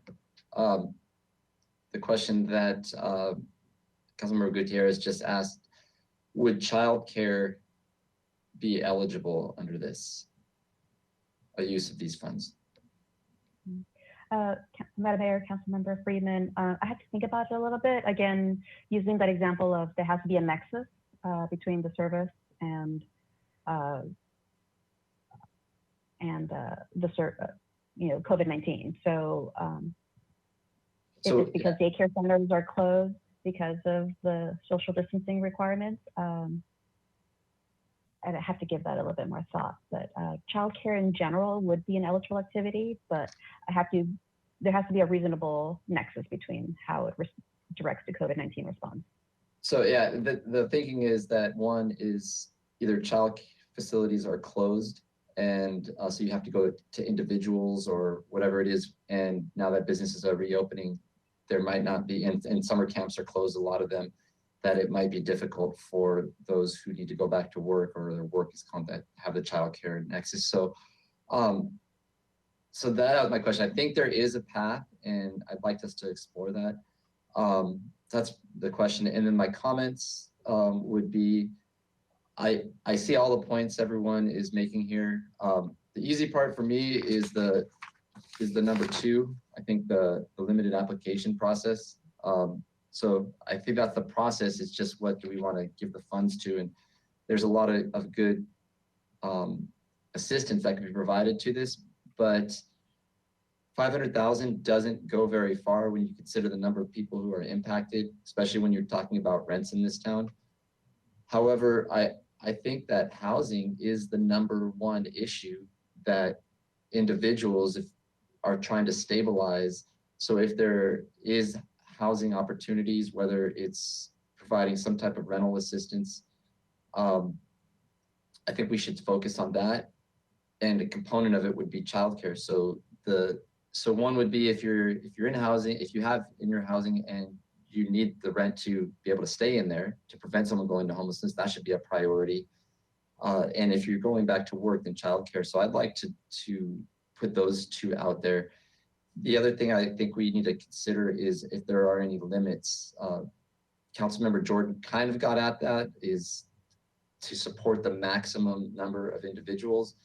With rents so high here in some cases, if you did $1,000 a month, that's only 500 people, but rents could be double that. So we have to, I don't know if the committee would come up with that, but there would be some kind of cap in terms of the individual awards. But I would support rent and childcare and limiting it to those, and then the limited application process, which would move forward the quickest. So that's where I'm at.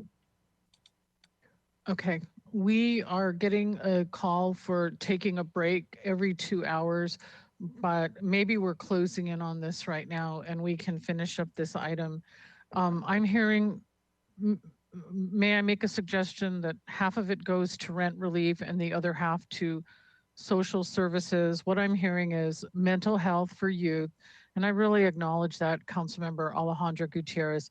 I'm hearing that too from the community, that especially teens are under a lot of stress. So mental health services for youth, childcare, and Councilmember Snedden, you had liked the whole array of social services there. I'm wondering if we can do a half and half, because no one seems to be clearly just for rent relief. I am, but I'm willing to work with everybody. What are your thoughts? You like the idea of half and half, Ms. Gutierrez? Sorry. Ms. Snedden, go ahead. I thought you said, yeah, I like either half and half or even a greater amount to rent relief, but I do think mental health services, but particularly the ones that I was interested in, those dealing with domestic violence.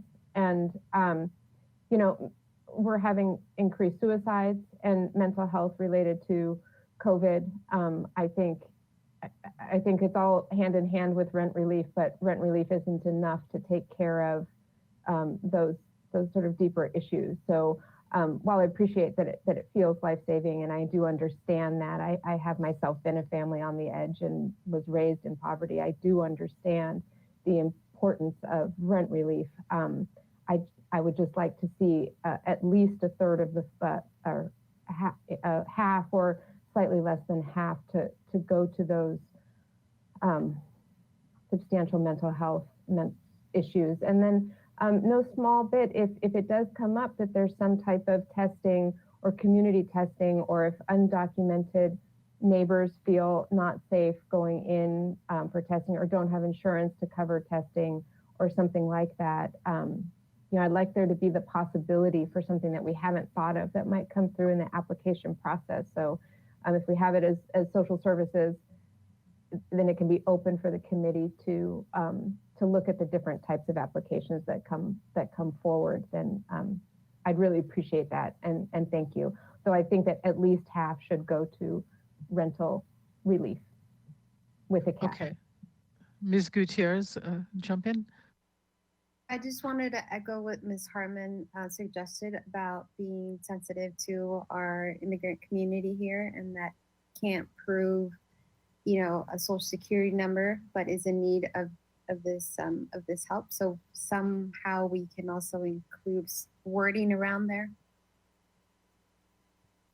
Thank you. Ms. Stotts, if you could come back in. And so I was suggesting, I did hear some support for half for rent relief and the other half for mental health services for youth, childcare, domestic violence, with the understanding that there would never be a question about someone's immigration status seeking assistance. How would that look, Ms. Stotts? Madam Mayor, so we would do, if we go with sounds like we're going with the limited application process, but either one, we could do a short NOFA, a notice of funding availability, saying that we have these two pots of funding. One is for rental assistance, and the other half is, we would call it under public services, and that would include mental health services. It could include medical services, services for youth, domestic violence, childcare. We can put in, etc. If there is something we haven't thought about, so long as there's that nexus between COVID-19 and the service being provided. We can stipulate that an organization not concern themselves with a person's immigration status. When we do our normal funding criteria, we don't stipulate that normally, but the committee normally does ask about the ability of organization to serve Spanish-speaking communities in a culturally appropriate or linguistically appropriate manner. So it is something that we're cognizant of, but we can definitely specify that a person's immigration status is not to be looked at as part of this funding. Okay, and we could say that we prefer organizations that don't charge an administrative fee. Yes, we can. That's our preference. Okay, and then Ms. Stott, so I'm sorry, and then the model, the fund allocation model, which one would work best for what we're looking at right now? Since we're looking at more than one, we could do, and the categories for public services are so broad, the limited application process would be the more appropriate. Limited application. We would advertise publicly as broadly as possible, like we do with our regular CDBG, of this funding availability. So applicants can submit. It could take the turnaround time a little bit longer because we could receive 70 applications to review and evaluate. So that's only the caveat. I did want to clarify, Madam Mayor, the Councilmember Jordan's concern about the amount of time it'll take. We don't have to wait to submit our substantial amendment and then start the application process. We can do both. So as soon as we get approval to do the substantial amendment, we'll submit it, and we can also start the allocation process. So both things are happening simultaneously to ease it up a bit. Now, granted, we can't give out the money until we get the money from HUD, but at least we could have something in stone, a plan set by the time we do get the funding. Mr. Jordan, to this discussion or questions, where are you? Madam Mayor, you're just so, I agree with where the direction you're going, but I think you kind of tossed up there, or the conversation was on how this would be split up. And so I'd just like to suggest a 60-40 split. So 60% for rent and 40% for the other social. if you rounded that right now, that'd be like 300K, 200K. I'm not an expert. I don't profess to be in this area, but it seems to me you have to have a place to live. You can have good mental health, bad mental health, whatever else is going on. But if you don't have a place to live, it's certainly getting much worse, much quicker. And the foundation starts with making sure we keep people housed. So I just like to suggest that small little variance in how the funds will be used and see if that has any traction. Thank you.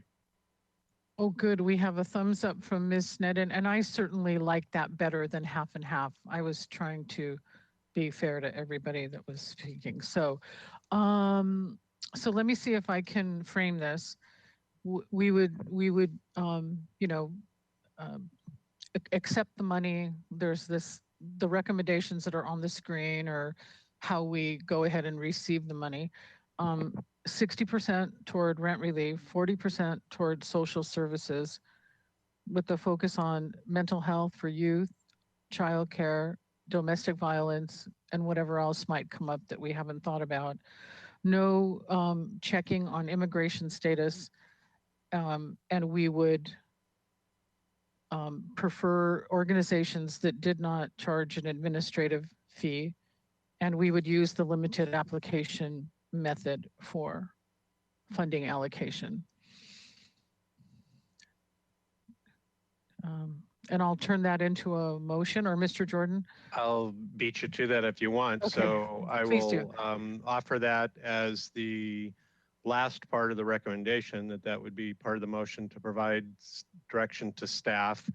And then also part of the motion would be the A, B, and C in the staff report to adopt the other processes there as listed.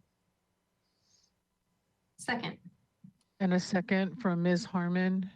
Any other, Ms. Sneddon, go ahead.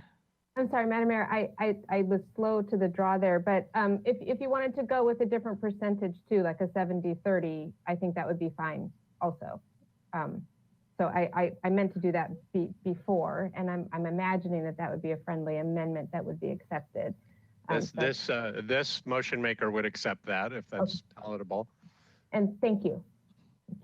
Thank you. Yeah, I like 70-30 better too. Thank you for, okay.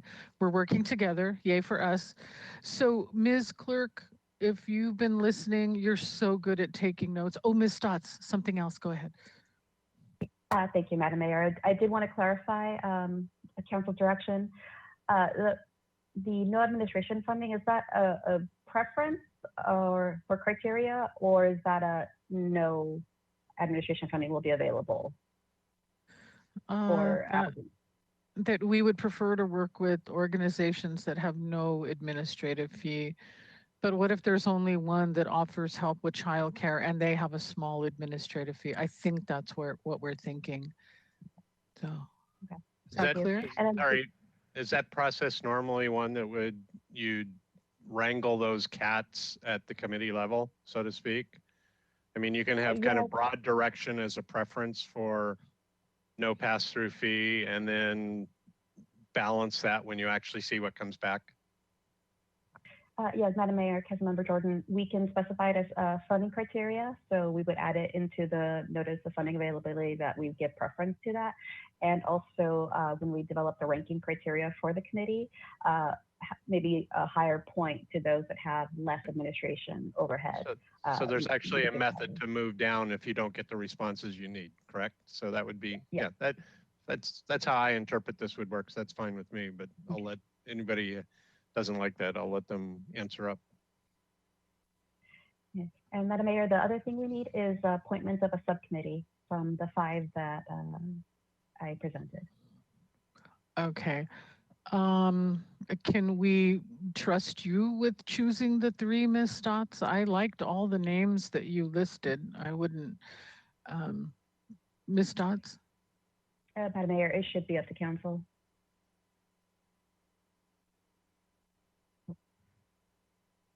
Could I make a nomination? Sorry, we need to say their names again. Go ahead, Ms. Sneddon. Yeah. I'd like to nominate Jenna Roll as one. Want me to repeat the name? Okay, Ms. Harmon? Ms. Stotts can repeat the names and then I'll make my nomination. Of course. Dodie Archowski, Charlotte Gullip-Moore, Ginger Wolf, Jenna Roll, and Veronica Loza. Go ahead, Ms. Harmon. Thanks, Madam Mayor. I would like to nominate Ms. Moore, please. Ms. Gutierrez? Ms. Snedden was before me. No? I would like to nominate Veronica Loaiza. Okay, it looks like we have 3 names in the hopper: Jenna Roll, Charlotte Gullip-Moore, and Veronica Loza. And I'm good with those names. I don't see an objection to that. So all good people, and the other folks that we didn't choose, we honor you and your good standing in this community. We're just going to give you a break and not put you on this particular committee. I hope you take it with the spirit it was meant. Mr. Jordan? Does that, or is that part of the motion and should be agreed to as an amendment also? I think so. Okay, then I so do. Okay. One more question, I'm sorry. Okay. From staff. We wanted to clarify the question about administration. Councilmember Jordan had said he also didn't want us city staff to take administration. We didn't plan on taking the full 20% that we're allowed. We were planning on taking 30,000 to administer it. But we want to clarify to make sure that you don't want us to do that. So before you did a vote, I wanted to make sure I was clear on that part. You're asking if the city, our city staff would take some support from this funding? It would be, we did a calculation of just what the basic we would need to go through the process. And is there a percentage, or is there Ms. Doubles, maybe you have the answer, a percentage or a dollar amount? Ms. Doubles. Yeah, thank you, Madam Mayor. So I just wanted to clarify this, that the admin that Ms. Stotts is talking about is actually admin that is allowed for the overall administration of this program. The actual programs that are going to be running can take a portion of their admin as just a processing for that program, but there is a general that HUD allows us to take, and it hasn't been actually put out yet, but it was definitely probably go to the same as what the CDBG normal funding is at 20%. So that's just something that I clarify. So, I mean, either way, we just want to make sure that we have the proper direction on that. Understood. Ms. Snedden, your opinion on our staff and their 20% seems reasonable, but go ahead. Or did Ms. Stotts have something to say before? Yeah, we had actually estimated 30,000. That is what we would end up using roughly, which is I believe 5% of the grant amount for general overhead and administration of that. Yeah, legally we're allowed 20%, but we estimated about 5%. About 5%, you said? Just about 30,000. Yeah. And so we need to make sure. I'll just reiterate that all of these programs are run by administrators. I mean, you really can't have the disbursement of funds fairly and equitably without administrators. So, you know, and that's the city included. So for the same reasons that I would support administrative costs with other programs, I mean, I really appreciate the 5%, and maybe that could be a nice sort of cap for what we're looking for people or entities that we're hoping to share funds with, that, you know, the city's just taking a 5% administrative cost, and would you consider capping your administrative costs at 5% so that more dollars can go to actual people? I'd be in favor of that, but I think 0 is unrealistic. It does cost money to administer funds. So, but I appreciate the city staff being willing to do that, and the 5% And I think that that could then be a nice incentive for who we're working with to try and match that. Okay, and what I heard was that some organizations got their administrative fee paid some other way, so maybe they wouldn't take the 5%. But Mr. Jordan. Well, I will never try to wordsmith with Councilmember Sneddon. I'm just reluctant to see a nexus here between getting one-time money put in our hands to pass along and needing to take a percentage of that, because we're either working 8 hours a day or we're not. We'd be working with or without this money, and we're not. I haven't heard that we're going to pay overtime or stay late or work 12 hours a day while we're doing this plan. So it just seems to me that it's just something we do as a one-time process, and just be thankful that we got given $530,000 and try our hardest not to let 30 siphon off into the city bureaucracy and 30 siphon off into the NGO bureaucracy also. It would just be a shame. So either way, however it works out, but I don't see the nexus between being given money when we have people working to do this all the time anyhow and having to take a cut of it. I don't see that nexus. Okay, let's hear from Ms. Gutierrez, and then we can finish talking about that. Go ahead, Ms. Gutierrez. Thank you, Madam Mayor. I do not agree with Mr. Jordan just said. I sat on that committee for 4 years, and Ms. Scott and her team dedicates a lot of time throughout the whole year to make sure that this funding is allocated, distributed, and that every member in that committee gets proper training. The community members, staff especially, not only do they have their own job responsibilities, but on top of it, they have to oversee this committee that meets every month. And for 2 months, they meet for more than 8 hours days to make sure to review these applications, to interview. So I think it's fair that staff is asking for a little bit of support.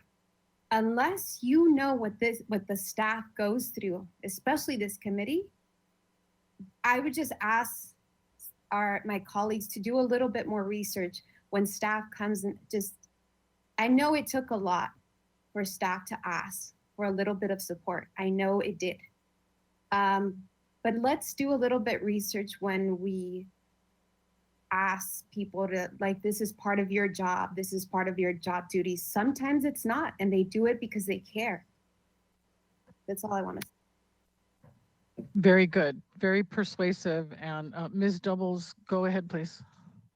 Thank you, Madam Mayor. And thank you, Member Alejandra Gutierrez. I just wanted to respond a little bit to that it is difficult for staff to ask that. It was, we just want to make sure we're transparent, we're doing what the council wants us to do. There is a lot of staff time in overseeing a process like this, and HUD does put that, they recognize that, and they do allow those expenses because they do want it administered properly. There's a lot of also paperwork requirements and reporting back to HUD on this. So that's why we wanted to ask, but we will take council direction on it. Thank you. Thank you. Ms. Harmon. Thanks, Madam Mayor. Yeah, I'm fine with, I don't know, 5%, whatever. I think it was 5%. They said the numbers are getting a little bit confusing for me. I am just curious as a general matter, and I can speak maybe to Mr. Casey offline about this. When something like this happens, I mean, I think this is a question that's occurring to me because we just had budget. If there's an extra $30,000 that we didn't anticipate, where does that go? Does it go into paying salaries? And it is not about this. I support you guys taking the $25,000. I'm just curious, when something like this happens, does it go into some pot of money that we can use down the line, or is it different? I mean, where does Ms. Doubles can answer that. Yeah, go ahead. Thank you, Madam Mayor and Councilmember Harmon. I'm wanting to clarify your question a little bit. So are you talking like in CDBG funding, if we get awarded a little bit more, or? No, so you're saying that there's going to be 25,000, 30,000 in administrative fees to reflect the staff time that you all spend administering this project, which makes total sense. But that 25,000, where does it go in the budget? Does it go into your salaries? What bank? I mean, it has to go somewhere, right? Yeah. Yeah, sorry. Yeah, that actually is set aside for admin to put into our salaries. So when we do time, we actually charge that on our timesheets to that funding, so that it's definitely a project cost that we're administering that full program. That's really helpful to know. Thank you so much. I think that helps to clarify maybe some of what Mr. Jordan's concerns were too, that you do allocate your time that clearly to the specific projects. Definitely specific. And also, just so that you know, this is a very common practice that county also does. Everything that they do a NOFA for, they usually take off the admin cost before they will put out that amount. Awesome, thank you. So yes, I feel good about that. I also just wanted to make the comment, I really like the formulation we had originally about prioritizing those service providers that don't need to charge admin costs. Again, understanding that admin costs are real and often they're required. I know for a fact certain organizations have outside funding so that they don't have to do that. So I don't want to, for whatever reason, keep us from getting the benefit of that. I like that we're just saying it's a priority. Maybe you'll get some extra points, and I'm hoping we can keep that in the motion. And I just want to speak to that a little bit. When the Madam Mayor had asked about our RHMP program, that also would require some admin costs. So I just wanted to kind of, speak to that I understand that what the council is trying to do here and fully support that. I just want to make sure that you guys know that RHP, we probably would need that admin money, because it would definitely be additional staff time into this. So that's all I need to say. Thank you. Thank you. Well, Mr. Jordan, I'm persuaded, I hope you are too, as the maker of the motion, that we would honor everyone's hard work and allow some administrative fee related to the city's work. We say a preference for organizations that don't have an administrative fee, but that, of course, if they're doing good work, we would honor their need for an administrative fee. So let's ask Ms. I'm still good, Madam Mayor. I'm good. I said I would go with the flow. I'm either way, you said. Not much more educated and see no nexus between administrative fees and how far unpaid committee members work, but I'm happy to go with the group. Thank you so much. Ms. Gorman, do you think you wrote it all down to read it back to us as a motion? Madam Mayor and Council, I will give it a shot. I'm not sure I have all the direction, but maybe. So here's what I have, and I apologize for not looking right at the screen. Motion by Councilmember Jordan, seconded by Mayor Pro Tem Sneddon, to approve staff recommendations A, B, and C, and to provide staff direction with 70% to rent and 30% to social services, with the limited application process, with a preference for organizations with no administrative fee, allowing some administrative fee for the city's work, and appointing Genta Roll, Charlotte Gullop Moore, and Veronica Loza to the subcommittee. Ms. Stotts, did we get everything that you needed, ma'am? Yes, Madam Mayor. Okay, then we have a good motion on the floor. And if there's no other discussion, we've had a good discussion. We'll take a roll call vote, please. On the motion I just read into the record, Councilmember Alejandra Gutierrez. Yes. Mayor Pro Tem Sneddon. Yes. Councilmember Friedman. Yes. Councilmember Harmon. Yes. Councilmember Oscar Gutierrez, Aye. Councilmember Jordan, Yes. and Mayor Murillo. Aye. That was unanimous. Wonderful. What a wonderful opportunity for us. And thank you to the funders for trusting us with this money. You can see we had a good discussion about how to care for that funding and use it wisely to benefit our community. We'll close this item with thanks. We will take a 10-15-minute break for our interpreters and our IT people. This meeting is in recess.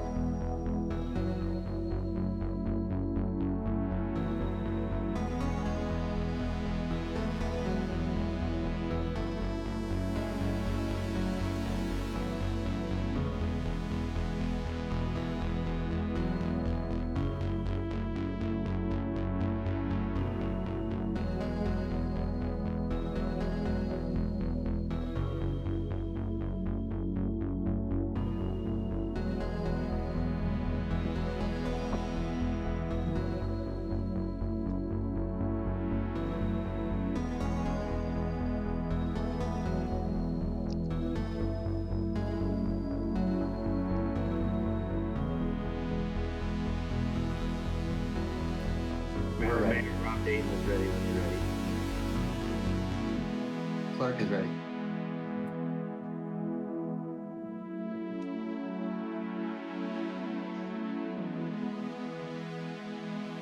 Oh, the clerk is ready. Are we, okay. Are we back in session, Mr. Four?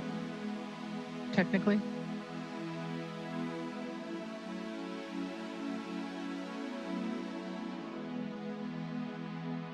We are, and we're ready. Thank you. We will reconvene this meeting of the Santa Barbara City Council. Today is June 16th, 2020. We're on item number 10. Is someone from the clerk's office ready to read that title into the, I'll read it then. Oh, no.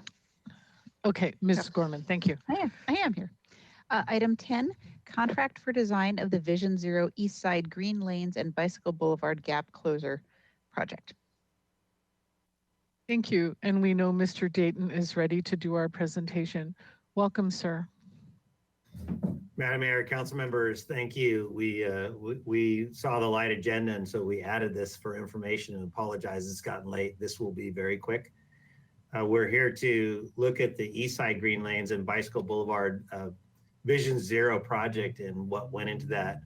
Next slide. And then your actions today are on actually the awarding the design contract for Stantec, and then accepting the active transportation planning grant monies. Next slide. You may have heard the news. We're third in the nation, ranked this year by Places for Bikes, for a place to be a great place to bike in the nation, a great city. We were 12th last year, and so it's exciting to see that, and all the good work that the council is doing in the area of bicycling is the reason for that. Next slide. Why are we improving the city for bicycling? Well, there's a long history, but interesting, the primary reason is to avoid traffic congestion. This slide is Upper State Street in the 70s. Look at all that congestion on Upper State Street. And that was also right shortly after the oil spill and impacts to growth was done. And in the general plan, there's strong language about avoiding traffic congestion. And that's our main thing for bicycling.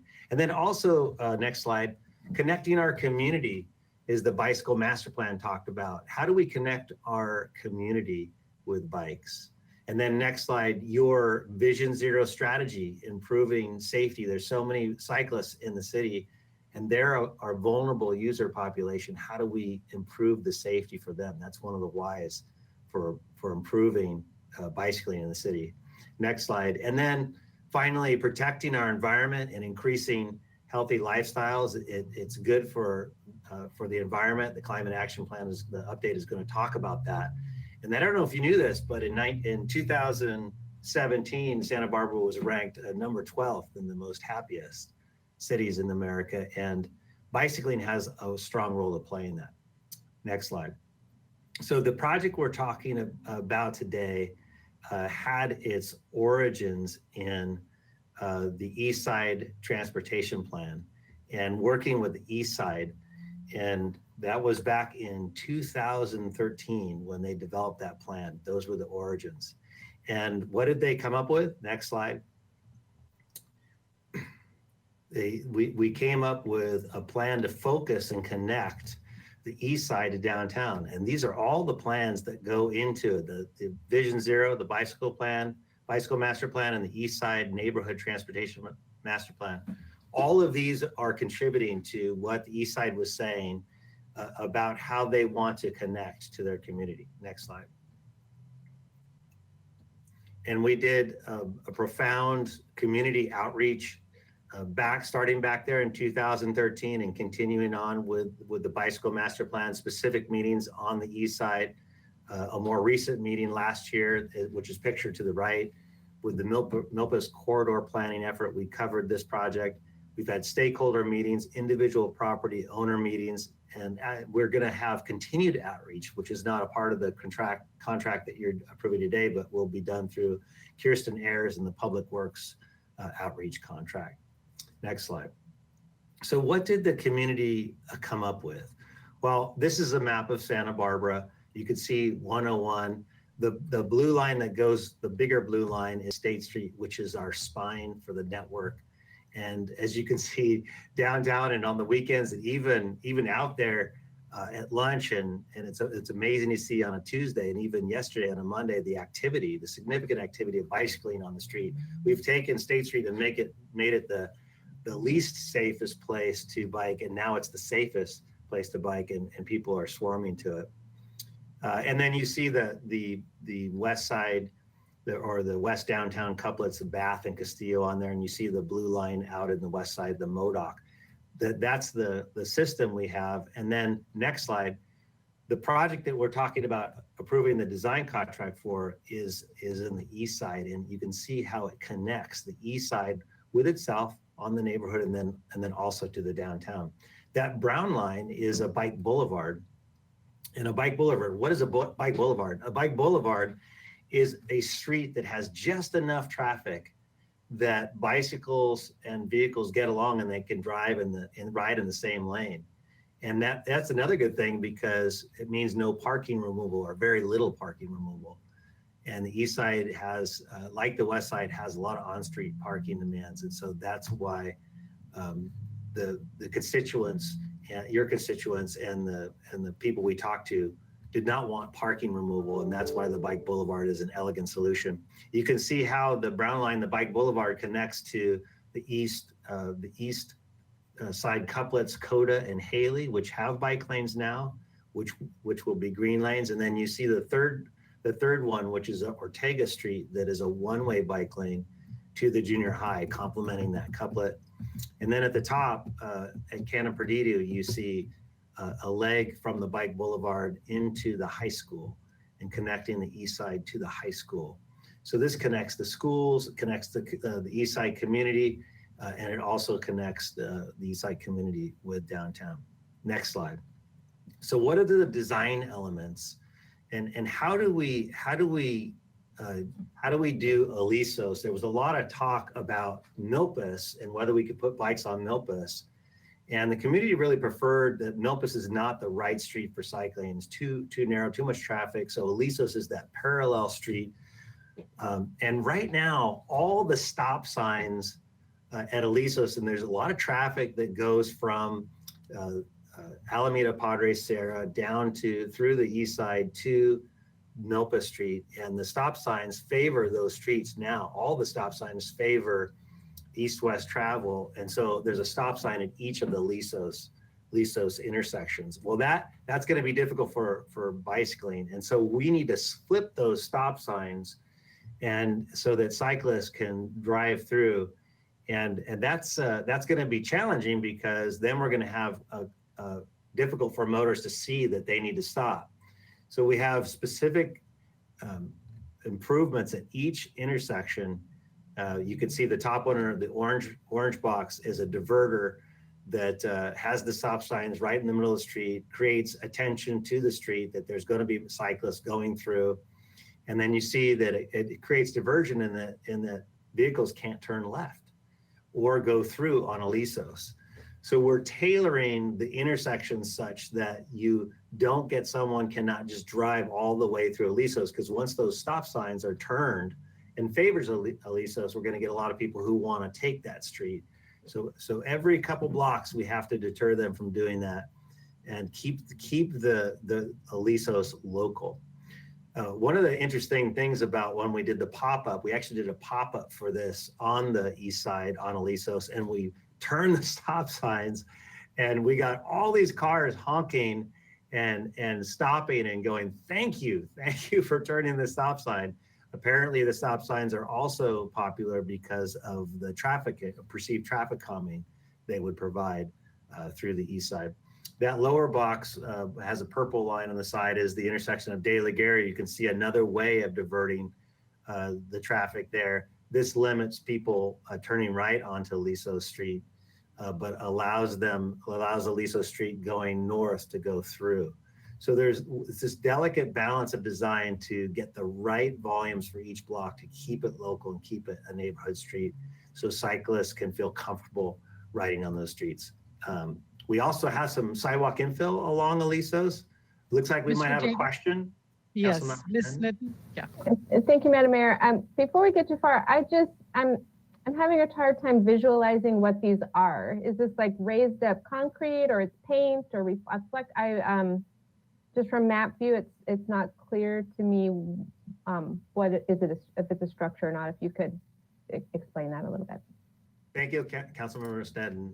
I will. I can't point at it, unfortunately. I'm used to pointing at stuff. I can't point at it, but yes, the improvements that you're seeing in the intersection are raised. They are islands, so they are raised and they prevent vehicles from crossing over them. On the lower diagram at De La Guerra, that's a curb extension. It's actually a rather large curb extension because it prevents traffic from coming south across Alisos, and it prevents right turns from De La Guerra Street. It's also important to have those medians there because the stop signs are located right on the medians. We really need to get drivers' attention, the driver's attention, that this is different, and that to make them aware so that they're not blowing off the stop signs and keeping it so that they're stopping for the cyclists. So I hope that helps. Sidewalk infill on some portions of Aliso, so it's not just a bike project. And then next slide, green lane conflict zones will be for Coda on Coder and Haley Streets. This is the example, the picture of a green lane conflict zone. It happens in the intersection. Intersections are the places that were most likely to get collisions with bikes and vehicles. This is a sign for vehicles, motorists, to see that there's a path across the intersection. And this is where you're likely going to find a cyclist, so look for them. I talked about the new bike lane on Ortega Street to be one way. That street is actually wide enough to add a bike lane in one direction. So no parking removed. No parking removed for the green lane striping as well. And then 3 enhanced school crossings will also be added for the junior high and for the high school. So next slide. So you can see where we started with the east side portion, and then we're adding right in here the west side gap closure, which we're not here to take any action on, but I wanted you to see, we really wanted you to see how, when these are all put in, because all these are funded, everything you see here is funded, we're really connecting the community, the east side to the west side via SOLA. You may recall SOLA was the compromise the community made by not removing parking on Mitchell-Trena. Again, a bike boulevard on SOLA, so it minimizes parking removal. And then to green lanes across Mitchell-Trena Bridge, and then the 2 bike boulevards on San Pasqual on the west side and on Gillespie. And then next slide, when you put in the full picture of all the things that are in the works, you really begin to see a stronger connection in the community. So at the end of the day, we're hoping for that #1 slot in the nation. Next slide. Next slide. Maybe a little slow. So the project milestones, we got the grant award. We're finished with environmental review and project design approval. And so now we're moving forward with the design with council's action today. And then we're looking forward to having the final design and approval for construction, which we'd be back for the construction contract with council next year. Next slide. So this is your action today, and we'll be happy to answer any questions. Derek Bailey, our traffic engineer, is also on the line. And I just want to also acknowledge that there are a host of public works employees that have done excellent work on this project in moving it forward to this point. Thanks so much, Mr. Dayton. Are there questions from our city council members on this? I don't see anybody popping up. We're educated on bike boulevards, and your presentation was really very good. Okay, so let's see if there's public comment speakers. Ms. Clerk, is there anyone with their hands raised for this topic?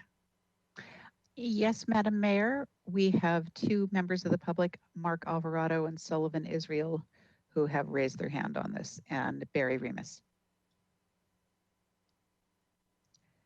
And we'll get the timer up. There we go. Okay. So we'll have Mark Alvarado, then Sullivan Israel, then Barry Remus. Mark Alvarado, please go ahead. Okay, good afternoon, Mayor and Council. You know, I attended one of the public meetings, the last one that Rob had, and I've been very familiar with this whole project since its inception back in 2013. And I can tell you that we're really, really excited about the opportunities that this whole retransformation of our transportation on the east side, what Project Zero brings. There are a little bit of a concern around the Alisos and educating the residents. And so I've talked to Rob about this, about how we can do some more outreach, going door to door and helping, you know, the public understand what this all represents. And, you know, there's a whole slew of other things coming down the line with the repaving and of the sidewalks and of Milpas itself and just in general. So I just wanted to, you know, chime in and say that we're really, really excited about the opportunity the community is of working with Public Works on this, because it's needed.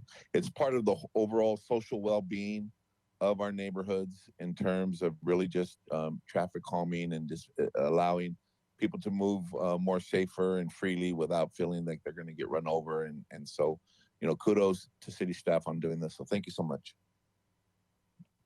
Thank you, Mr. Alvarado.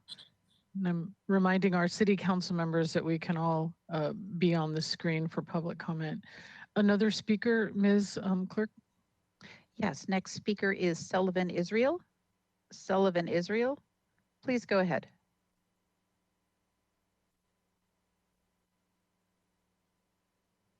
Sullivan Israel, you can unmute yourself and go ahead. Hello, can you guys hear me now? Thank you. So I had a public comment relating to last night's long meeting, just because I couldn't get the comment in earlier today. I just wanted to say that in terms of all the demands about the police budget, I was just wondering if, I don't think that the council would make such a big budget decision without a study. That budget decision may be very well needed, but I can't imagine that there would be any such massive transfer or difference in a budget without an in-depth study to see if that really is based on fact or how much money. I would also say that some of the city council people's comments to possibly build a Black community center, I support our community very much, but honestly, depending on which census you look at, there are between 900 and 1,200 African-American community members. And so I don't really know if that would be a fair use of that money for such a small number of people in our community. And I'd also like to say to some of the commenters, as well as council members, it's not as if all people of color think the same way. I'm a person of color, and in an earlier meeting, I was told that I was brainwashed because I was saying something different. That in and of itself is completely racist. And just because I don't agree with every single Black Lives Matter point does not mean that I am somehow brainwashed. And so I would just ask the city council to listen to a lot of people on this before making a hasty decision. I know that there are many people who agree with me, and I have many friends who are of all colors and races who are actually afraid to call into the meetings, afraid to use their real names because of some of the language that people have been using. I mean, I have quotes, people threaten to burn things down, and I really think that that's not harboring a very safe or welcoming atmosphere. And I don't blame the council people for that at all. But I would just like to get that out there, and I would just like everyone on the council to know that that is happening. Thank you. Okay, thank you. Let's limit this public comment to the transportation and bicycle lanes. I will consider reopening open public comment at the end of the meeting. So let's get through, let's focus this discussion on the item at hand. We have been liberal, as I said, but it's good for our council members and our staff to close in on this particular subject. It's a very important subject. So, Ms. Clerk, any other speakers who want to address the item at hand? Yes, next speaker is Barry Remus. Barry Remus. Please go ahead. Good afternoon, Madam Mayor and City Council members. Oh, all right, I'll play along. I'm going to speak about the bike lane. Imagine that. This is Barry Remis representing COAST, the Coalition for Sustainable Transportation. And I think that we're all understood and kind of sold on the key components and the objectives for this project. I'm going to leave it at 4 words: gap closures and safer connections. And I think you all get the point. And it's really good. It's really encouraging to see that Santa Barbara has really risen itself to the rank of number 3 on the People for Bikes city ratings. Let's keep that going. And case in point, to be able to see a project like this move forward into its design phase and get closer to actually being on the ground with green lanes in Santa Barbara. Yay. The bike boulevard is a really cool concept that some people may not quite totally understand yet, and totally agreed with Mr. Alvarado that further outreach, with which I know the city staff is planning to do with residents to really help them see the benefits of a bike boulevard in their neighborhood, to really calm the traffic, reduce noise and congestion, and in some cases, property values have been known to go up on bike boulevards. And just really to be able to provide a full-length, safe connection for bicyclists. No one wants to ride on Milpa Street, and unfortunately, people are, because they don't have other options. So this will give them that. And along the lines of bicycle boulevards, and while we're in the COVID era, we've done phenomenally with State Street to really open up the streets to people, and we see what that's done. Not only the merchants all for it, but the bicycle activity has really been gangbusters on the street. We want to also urge the City Council and our transportation staff to consider, and of course we look to the profession, the expertise of our transportation folks to be able to evaluate the potential for opening up some other streets. And case in point could be our Gillespie or San Pasqual and Alisos, our future bike boulevards, to maybe pilot those ahead of time and sooner, to be able to allow families and other folks to be able, folks that use their bike to get to work, that don't have other means of transportation, to be able to enjoy safer connections sooner than later. Obviously, this project won't go in for a little while, but we can consider opening up some other streets in Santa Barbara, like other places have done. Slow streets in LA has been very successful. We're not LA, of course, but maybe we can take advantage of opportunities that may present themselves to be able to allow for more space. And our family walk and roll initiative that Coast and SB Bike have been involved with, you have seen the signs around town, is providing extra spaces for families to be able to walk and bike in their neighborhoods. So we urge you to take the right step in this direction, and thank you very much. Thank you. Any other speaker on the Vision Zero East Side Green Lanes and Bicycle Boulevard? Madam Mayor, no further speakers on this item.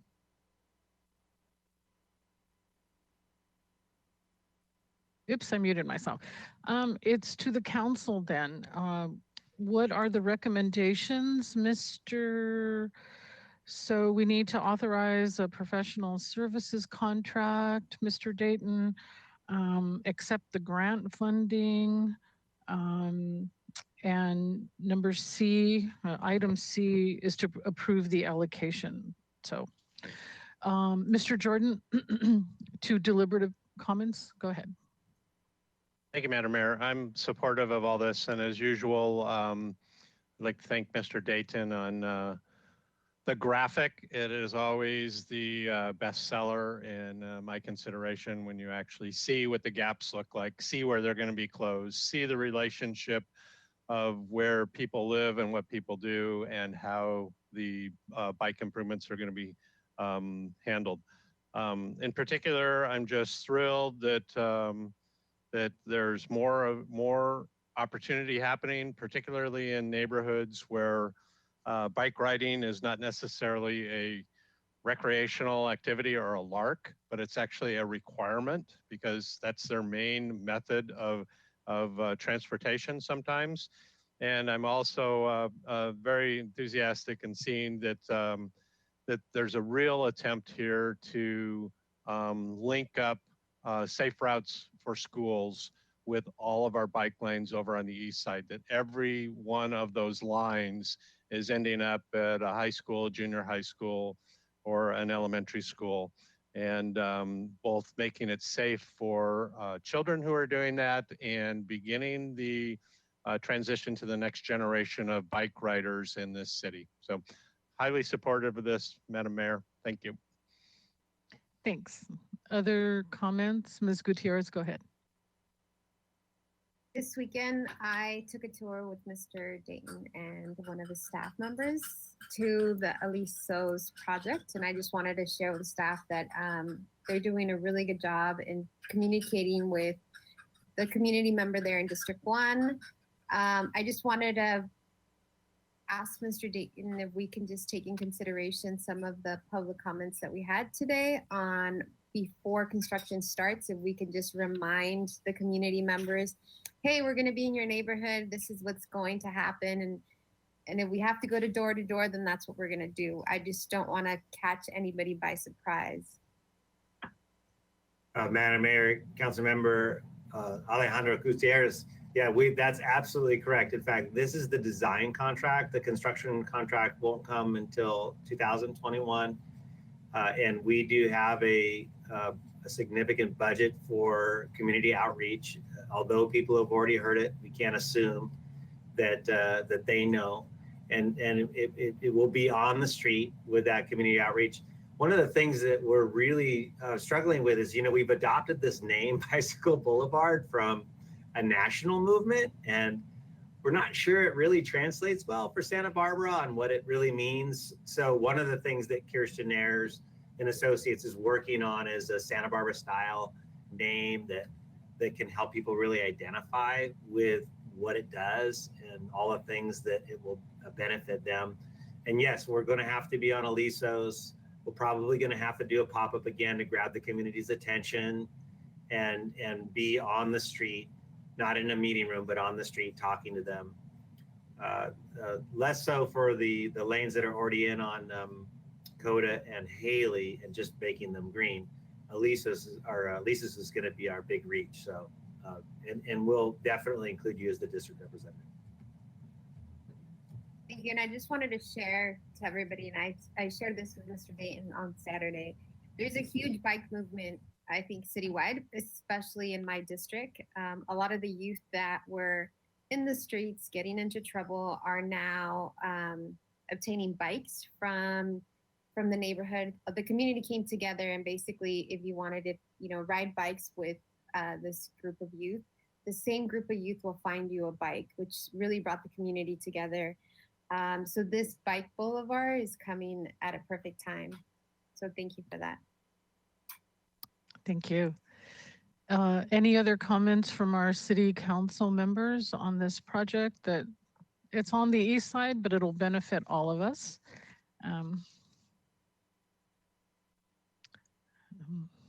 I do need a motion if Ms. Gutierrez and Mr. Jordan have expressed support. Oh, Ms. Snedden, you.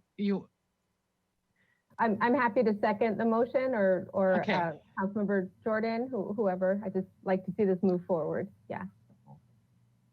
A motion from you, Ms. Gutierrez? Yes, I would like to make the motion to move this staff recommendation forward. Second. And a second from Ms. Snedden. Is there any other discussion? We'll take a roll call vote, please. Ms. Clark.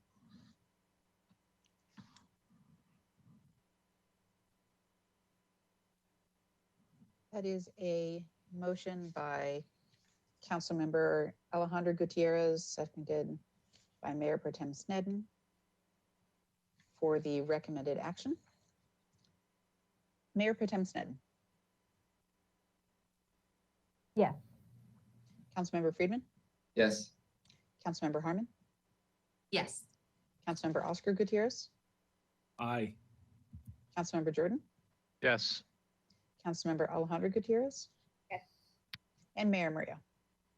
Aye. Very good. That was unanimous. And we will close this item and go on to committee assignment reports. And then we'll ask if there's any other public comment. When we closed our public comment at about 3 o'clock, there may have been people with their hands raised. And so thank you for waiting. Ms.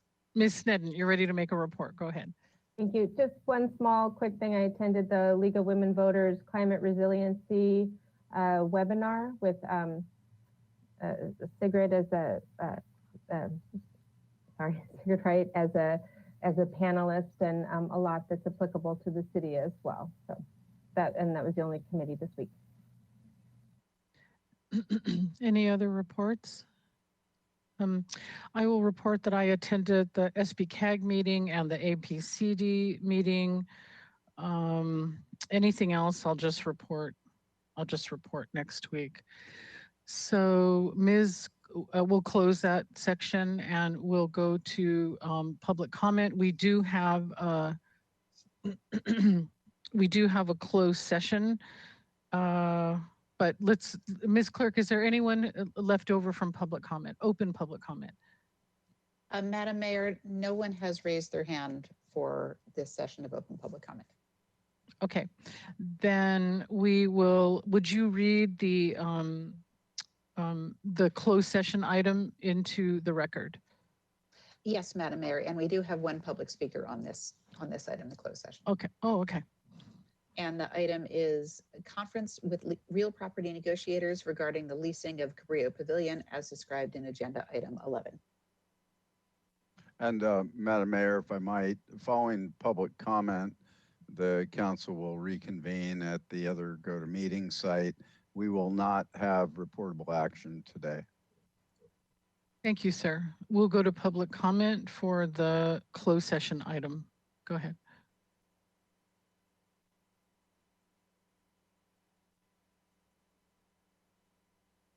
Our public comment will be Accessible Santa Barbara.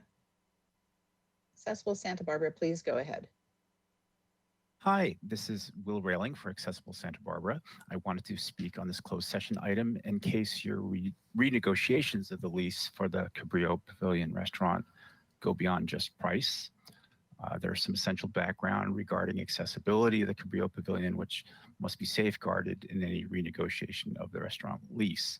The building is flanked on each side by a parking lot. These are known as the west lot on the side closest to downtown and the east lot on the side closest to the volleyball courts and the bird refuge. This project created an accessibility challenge for anyone who parks in the east lot. There is no accessible route to the front door of the building, which of course is where you would go for an event. There's no sidewalk on that side. The sidewalk ends just east of the building. And rather than build a ramp up to that, the city built stairs. So there's a couple doors you think you might be able to use from the east side, 88 parking spaces, but for complicated reasons, those aren't available for that use. So your access to an event after you've parked in an ADA space in the east lot is to use the entrance ramp on the beach side.